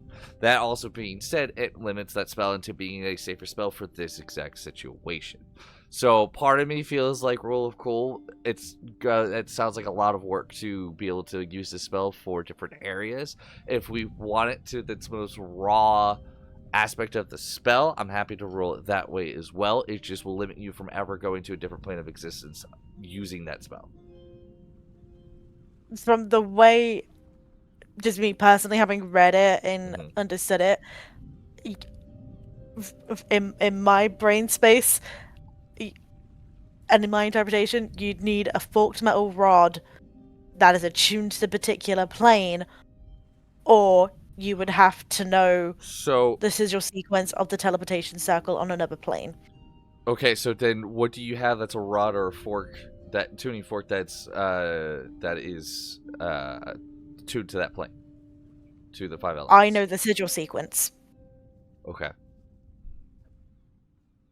So I've never come across this in my years of playing D&D, so that is why I'm like, so hey, sorry. No, don't apologize. That's why I'm like, hey, how we can be at this point? I'm like, it's a party decision. Are we wanting to do it where, hey, you need it, like, the attunement? Do we want the item have to be tuned to that exact plane? Yes or no? Do we want the plane shift to be allowed to be used on demi-planes? Yes or no? Those are the two questions that I have for everybody. Because if that's being said, that opens doors and closes doors on both sides of the screen. So, I guess I have a follow-up question about the windows. I have a follow-up question then about Yeah. what constitutes a plane and a demi-plane, because you know how like the astral plane, like you can still see the material plane. You talk about like the You're talking about the ethereal plane. ethereal plane. The That's main the one. difference between demi-planes and actual planes of existences, or the actual planes of existences, are pretty much made by gods for their domain. Well, demi-planes are actually made by people as their own special area. Yes, it's So a wizard is able to make a demi-plane But that is not their a own plane. pocket. So In that case, then that would be a question for you then, DM, whether the Anket made these planes, or whether his followers did. That is a demi-plane. That is not, that the Anket did not make that particular plane of existence.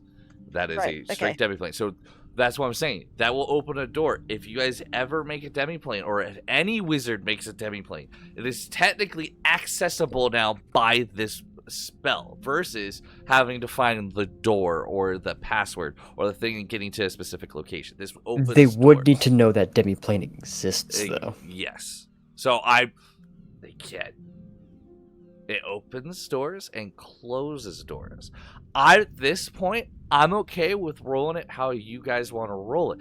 Just again, understand what you could do, I can do it more. Or that's not. Whatever you can do, I can do better. There we go. That's the stuff. Yeah, the only example that I've ever seen of this in other D&D media was the end game of Campaign 1 of Critical Role. How did they use it? Because their end game Yeah. was they needed to go speak to the gods directly. So they went to a temple Oh yeah, and said, we need to speak to the gods. that's right. And a cleric gave them a tuning fork that was dialed in Yeah. to the specific celestial plane that god in that temple lived in. And they only got to that plane because they had that specific tuning fork. Yeah, I forgot about that. So yeah, so basically you have a key. Yeah. Key So and it's the spell. thing of, so it would be the same thing of, say if we opened it up to the door of demi-planing for the 5 elements, someone would need that very specific tuning fork that is attuned to the 5 elements, but that doesn't mean it couldn't be made or gotten. Yep, made or stolen. And copied. And that, the only thing that I can say to kind of counter that is that they probably wouldn't use rods, they would use the sigil sequence, and that would be changed very often. That's limitations And on you've the been gone for 2 Yeah. years. Yeah. So do you know the sigil sequence? Did it change? Because I it could cast be sending and I get the secrecy. sigil sequence. We could certainly try on that as well. Now, keep in mind, I will also add this. You are not supposed to ask for help or return on this journey. Yes, that is the other thing. Returning is breaking your journey. Oh. So, are you willing to chance being taken out of the whole priestess possibility? You and Lemus. His journey apparently was different. He's being told to go somewhere else right now. He's denying rules as is. You are not supposed to return at all. He is supposed to go Yeah. back, though. That's the thing. So you gotta. I'm not telling you no to any of this yet. Before we go any further, I want to know. Okay, we agree on the rod or fork must be attuned to a specific area to be used. Yes or no? Everyone say yes or no now. Yes. Yes. Yeah. Okay, that's majority rules Yeah. right then and there. Okay, so now you need something specific to the plane of existence. Now the question is, does plane shift work on demi-planes? Yes or no?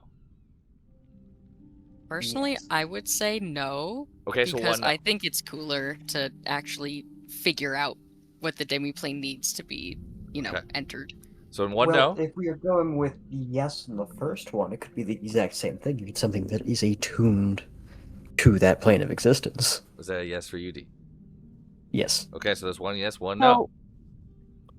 I just have a question to kind of help me understand a little bit. I'm thinking of this as like playing with a Ouija board. Okay. You open up a portal, they come through or whatever. Does it sound like it works like that a little bit, or? But you need a specific key to be able to open that door. Gotcha. Okay. If anything, Ali, it's more like Kingdom Hearts. You have the Keyblade that can get you into that world. Oh, okay. Got you now. I understand that reference. Okay. So, one yes, one no. I'm just gonna walk. I'm gonna walk it from the top. Aramid. Yes or no? Question. Okay. Repeat the question. Does plane shift work on demi-planes? I'm just trying to yes. think, like.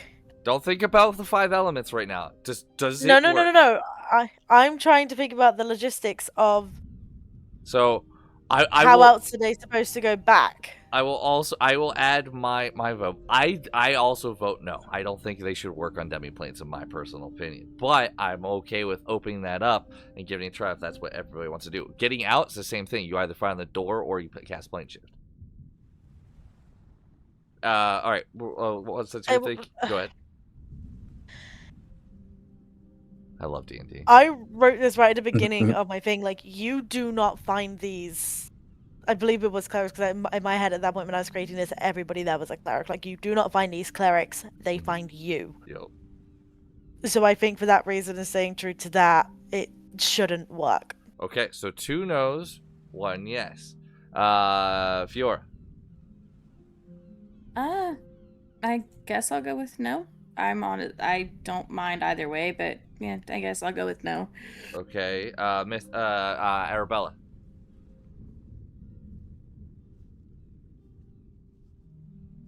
I'm kind of the same as Fiora. Like, I don't mind either way.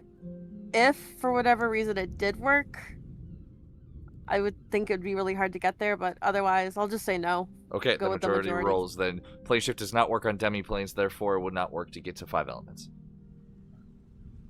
So, reiterate for future. Plane shift requires a tuning fork or rod attuned to a specific area unless known of a magic teleportation circle where you know the exact coordinates to it. B. Plane shift does not work on demi-planes. Continue. Got it. So here's the thing. You still haven't ruled out this spell.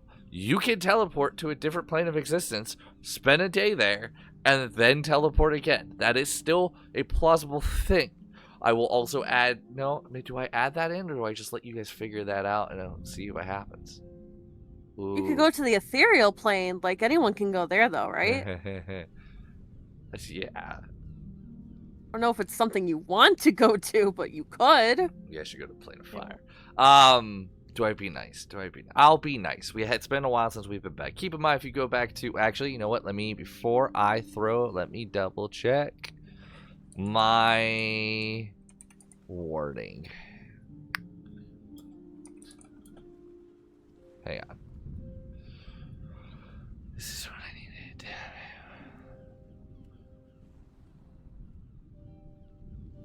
So keep in mind, if you do choose the Feywild and you spend that day to be able to recast a spell to go on Nevia, you do have a possibility of the time skip happening again, and that would fuck your whole plans. Or only a day or two passes, or 20 years.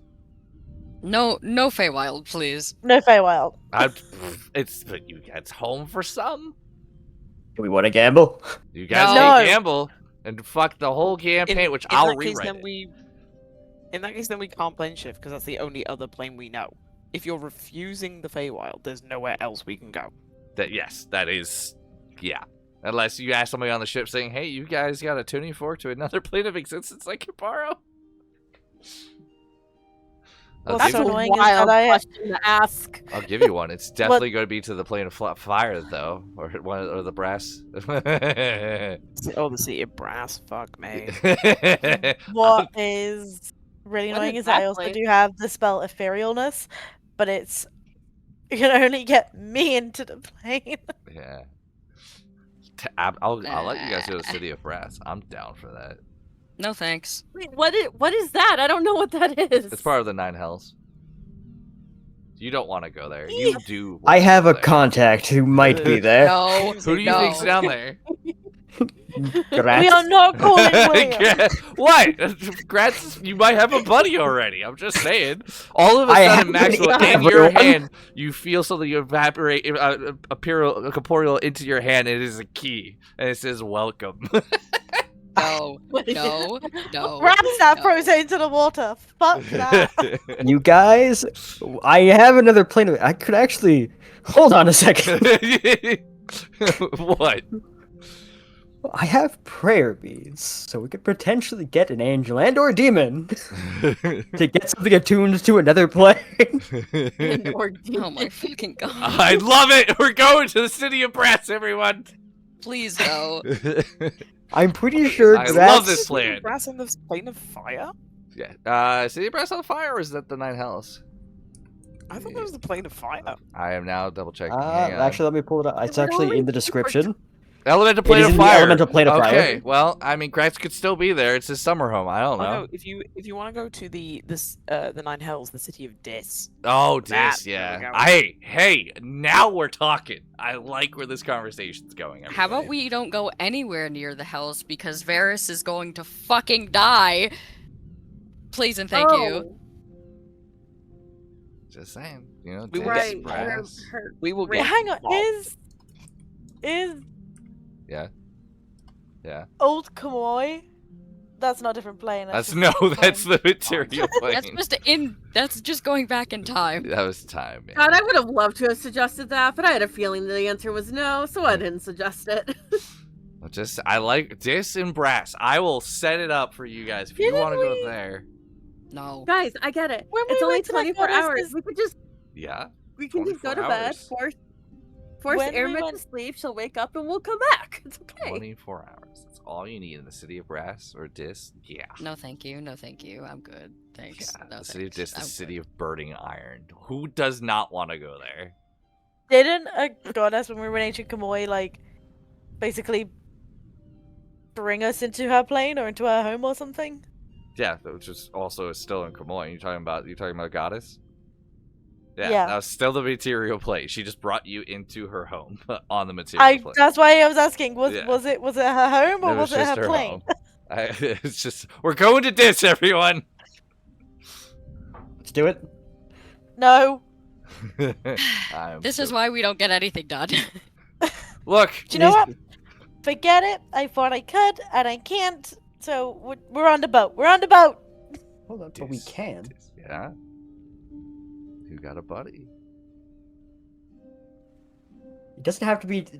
We also know angels. No, you don't. You know gods. That's who you're going to I call. mean, I also know gods. it might be a stretch, but could you not talk to your patron? That is another plane.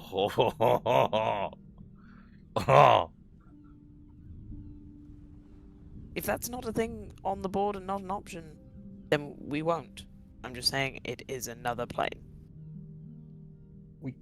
Wait, so I could get to talk to your mom?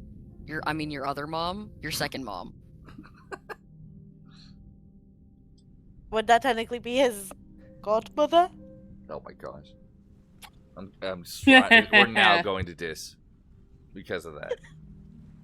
If we go there, though, I'm not sure if I could leave immediately.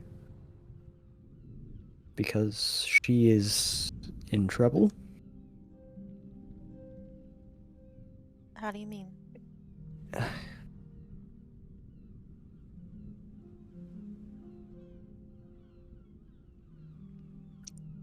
Whatever she did for me, she wasn't allowed to. What did she do to you? For you? He just kind of gestures to himself. Give you Everything power? I've been able to do because, but yeah, She wasn't supposed to have a warlock.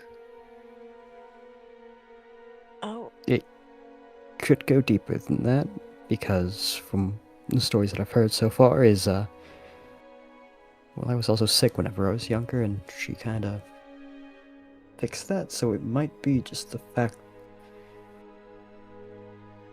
I might supposed to be dead.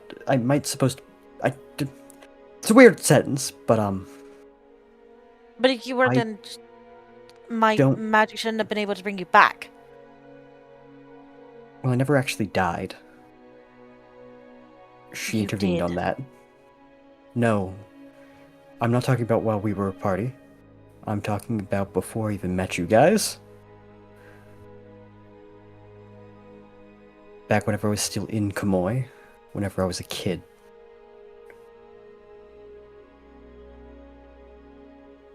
So she basically saved you from dying when you were a child, and she wasn't supposed to. So now Possibly? whoever's her higher up is mad at her. Yes. I'm not sure if it's because she saved me or because she gave me powers or things of that nature. I've been trying to learn on it. You know her name? She'll nod. Are you allowed to say it? Yeah. But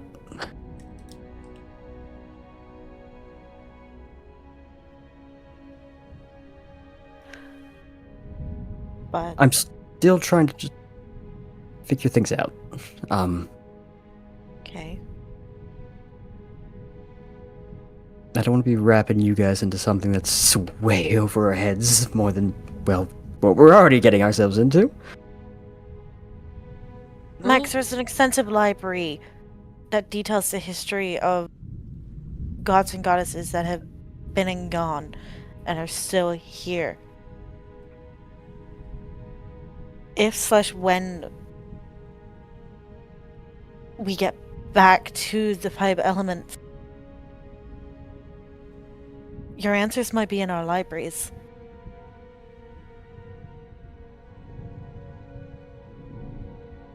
That's part of the reason why I wanted to also come here. Nobody really I knew have better libraries than, well, people who've been around for quite some time.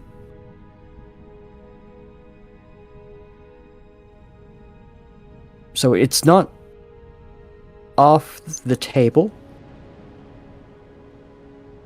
But if I need to stay there to get something resolved,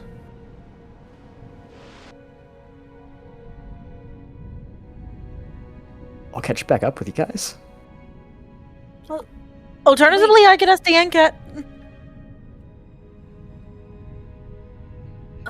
Essentially what Ahmed was probably going to say, isn't there any way we can help you? I mean... I don't know what the issue is as of right now, fully. I don't know the entire situation, so I don't know.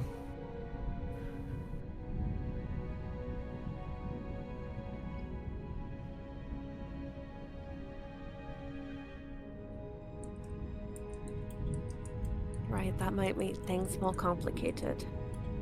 And I don't know how long that might take. So I don't want to be pausing the rescue of a party member before. Yeah.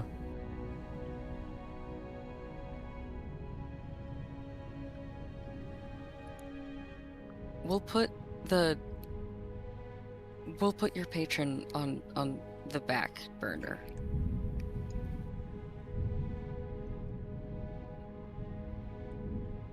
If in some way, shape, or form we can help her later, then we should. But we have bigger things to deal with currently that are very, very time sensitive. But she is important to you, and she's helped us, so eventually we will return the favor if she needs us.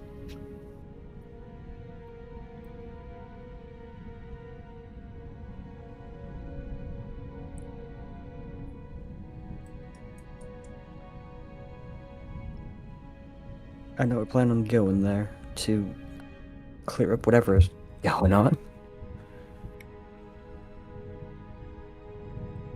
And I don't think any of us would let you go alone, so... Nope.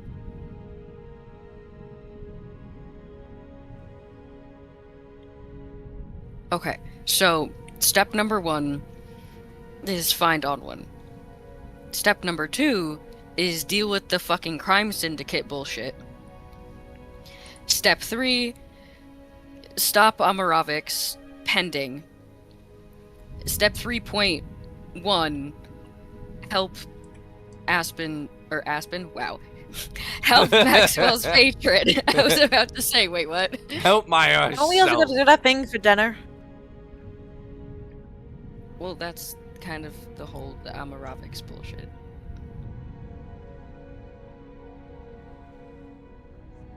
To be fair, going there as well will very easily clear up what's going on. Or at least get an understanding of what's going on. Be able to go directly to where the answers are.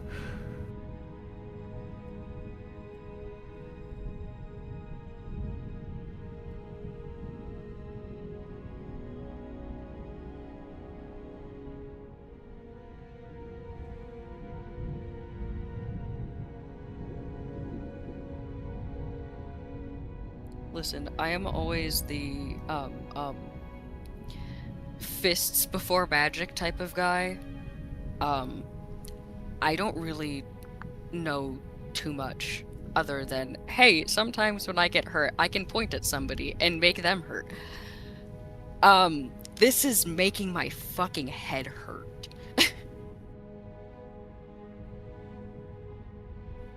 Are we going to another plane or not?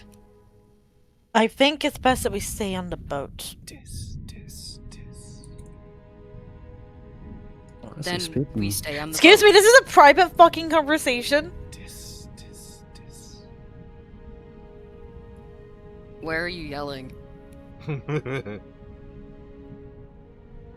not hearing that? No. Like a...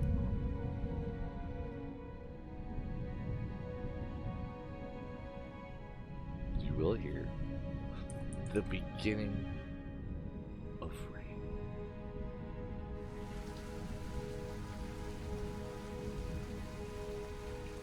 Is that a voice we all can hear, or is that someone else? For only The Airbus. beginning of rain? No, that's me telling you guys narration. Oh! to you. Just kidding. I thought Never mind. Narration. I think stay on the boat. Make sure that you're solid, pointing to like Arabella. Making sure that you're solid in your story. And we also need to figure out where we're going once we get to Olnevia. Where are we going? What's the plan? How are we sticking to it? How far away are we from Anevia as of right now?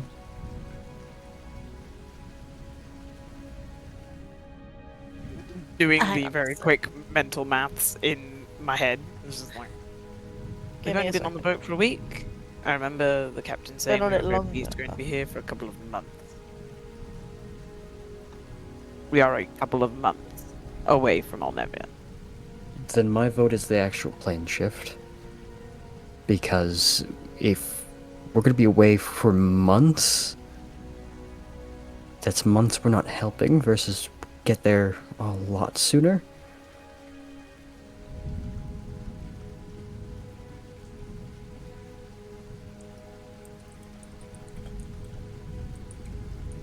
So, for plane shift, where do we go?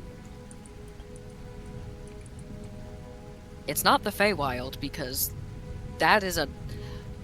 We're gonna be there for 20 fucking years, even if we're there for, like, a single day, and I'm not... As a counterpoint, Hang on, we're we currently could be at... there for a minute. It works both ways. Right. We set sail. Oh, right, yeah, On the this 10th. was before the... Yeah, this is before,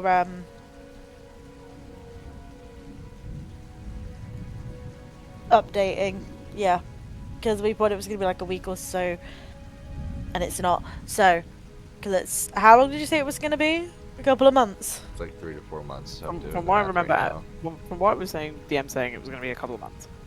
Yeah, I'm trying to do the math At again. least. But it should be like 3 to 4 months. This is basically was going gonna from say, the I bottom thought I of remember you Florida to saying- Cali. I thought I remember you saying 4. It's roughly around that, And yeah. we've been We- on the boat for a week. We started traveling on the 9th. We're now at the 19th. 19th. So 10 days. And if you're saying it takes 3 to 4 months to get to there. Sorry, I need Arabella's to gonna look at notes. put up her hands for a second. Alright, let's look at it this way. And she puts one hand up. We can stay on the ship for the 2 months that it takes to get to Olnevia. That was our original plan. That doesn't mean things could change, though. Whatever's... You know, we could either get to Anwen, sorry. We could either get to Anwen as slow as we can and hope for the best, or raise his other hand. We could swap planes, but that doesn't technically mean we get there any faster. Yes, we have a better chance of getting to Olnevia quicker than our 2-month journey, but we don't know what's going to happen on that plane, even if we're just there for a mere 24 hours. Doesn't even need to be 24 hours. I just need to have a long rest to get the spell back. I understand that.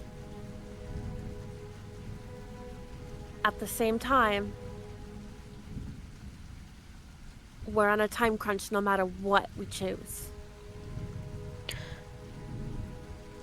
Well, I look to Max. You ask your god, I'll ask mine. Fair enough. How's that so different? Hmm? I am recalculating the trip because I think the other one did not tell me the truth. So, continue.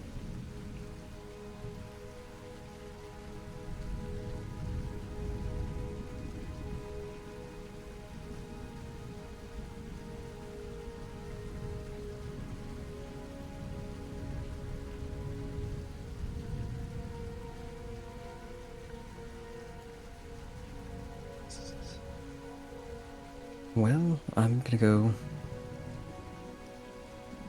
see if I can get something for us. Yep, and you're away. We'll reconvene at some point. Well, that's the thing. Do we split and go ask, or do we stay together just in case? I'm splitting. You're splitting. Do you want to be alone?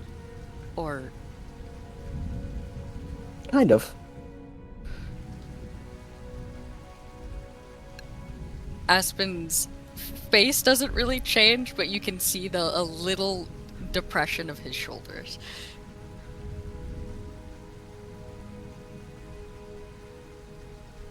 Just not because I want to get away from you, Aspen. It's Just be careful. That's all I ask. Max. Yeah? Do you maybe want me to ask first? And then you ask.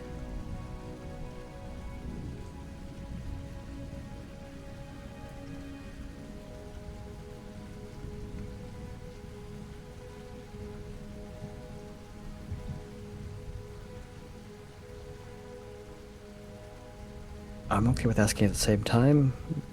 And just because eventually we're gonna need to get there.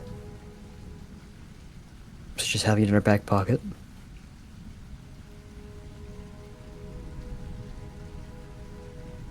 I mean, I know it's incredibly unlikely, but what are the odds that they both agree to help? Then we're split. Well, mine would just be getting something attuned to that plane, so you could cast that spell. Okay. Mine would be asking him to allow us into his plane.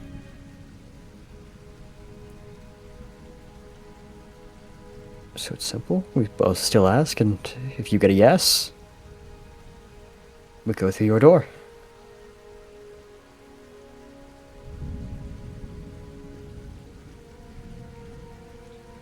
Okay. Good luck. Likewise. Hey.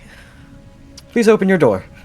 So, on another note, calculations have been fixed because I found a website that's actually really awesome and it's helping me calculate what I wanted to calculate. Beautiful. I also fucked up my geography for the last one. It is not 3 to 4 months. Believe it or not, it's 3 to 4 weeks. Okay. Because That's a lot faster. what happened, I missed it. I went around 2 countries when I first did the math, and that's not accurate. It's only around the 1. So I apologize on that. That is 100% on me, and I do apologize for the inaccurate mapping of shit. But I'm going to do it one more time just to make sure I got it for the 6th time. It's going to go over here. Yeah. It's going to be roughly around 3 to 4 weeks. Okay, so we've already been on this boat for 1 week. 11, which is like a week and a half. Yep. Which then means we've got about another week and a half to 2 weeks and a half. So, my apologies. It's okay. Math is hard. This is a cool side to use.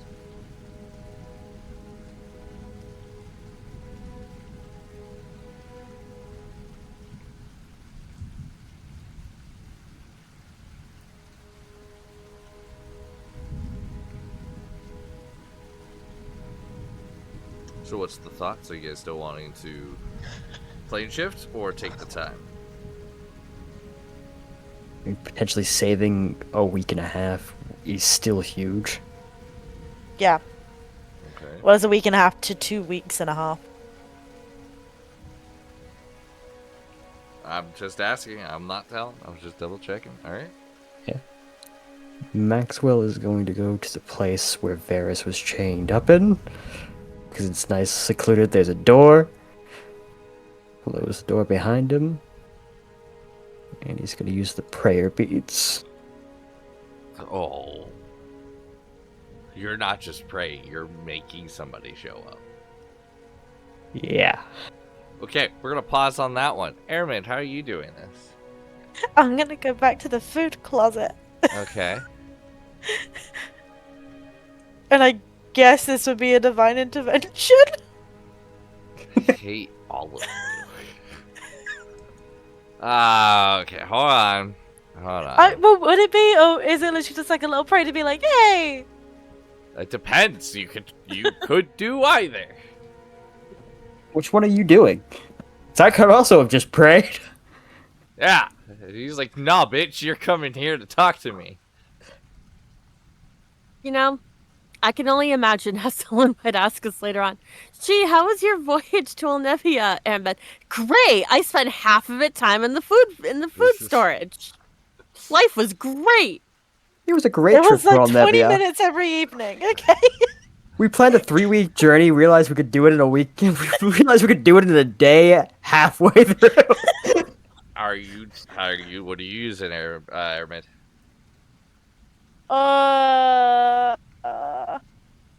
These are dire circumstances indeed, and if Max's patron is not doing well TM, we're gonna divine intervention it. Right, And now I have to blind. be very specific in my wording. You do, and blind GM rule.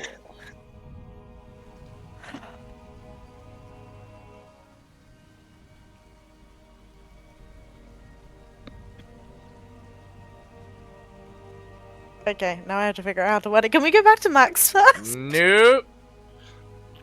I've got shit. Maxwell's making me do other shit. Yes, I am. Okay. You're making me do other shit. Okay. Fucker.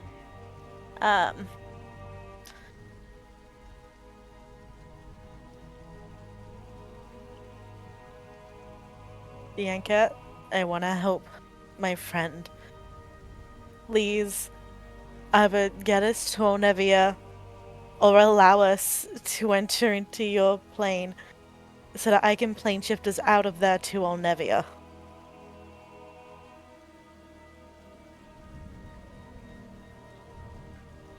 Blind GM.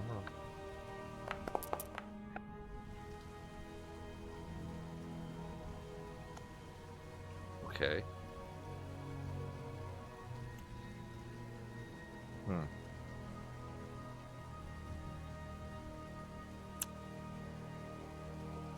Okay. All right.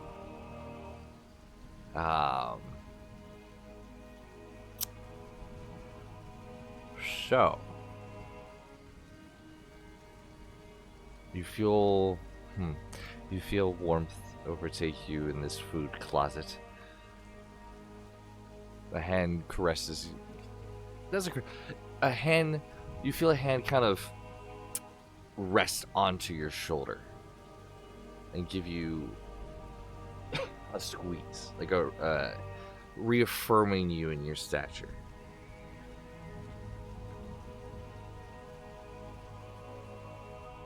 But you don't receive anything. You got a 29. Ah, okay.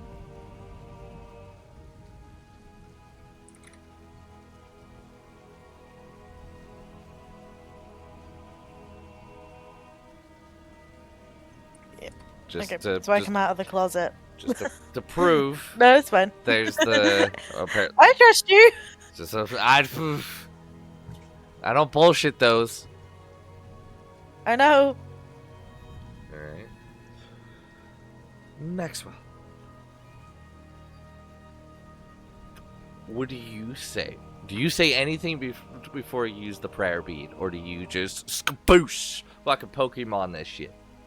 He's gonna get on his knees and he is gonna send up a prayer to Angelica first. But he's gonna say, I'm sorry. I need your help.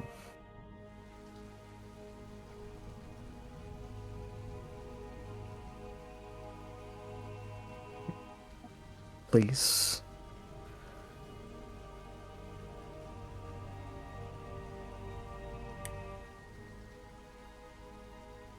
I don't need you suffering. And he's gonna use the prayer beads to try to get Angelica. You're trying to get exactly. Okay. Is there a role involved with that? I don't believe so. No, it's up to you on who actually Is comes, it, if she is free or not, what's the spell as again? well as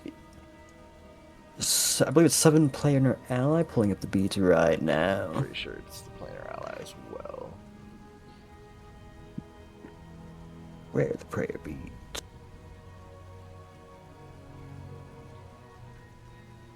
Okay. There we go. Yep. No. Yeah, planar ally. Yeah. There's no role and you can request. You send this prayer. You feel this bead. And that's where we're gonna leave today's session.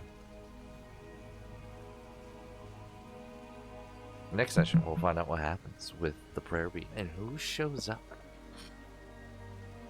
Ah. Poor Mr. Maxwell. Yeah, totally didn't get anything I worked on. It's fine though, perfectly fine. I told you. I know. I didn't think people were gonna be talking so much, but no, woe was me. No, I'm kidding.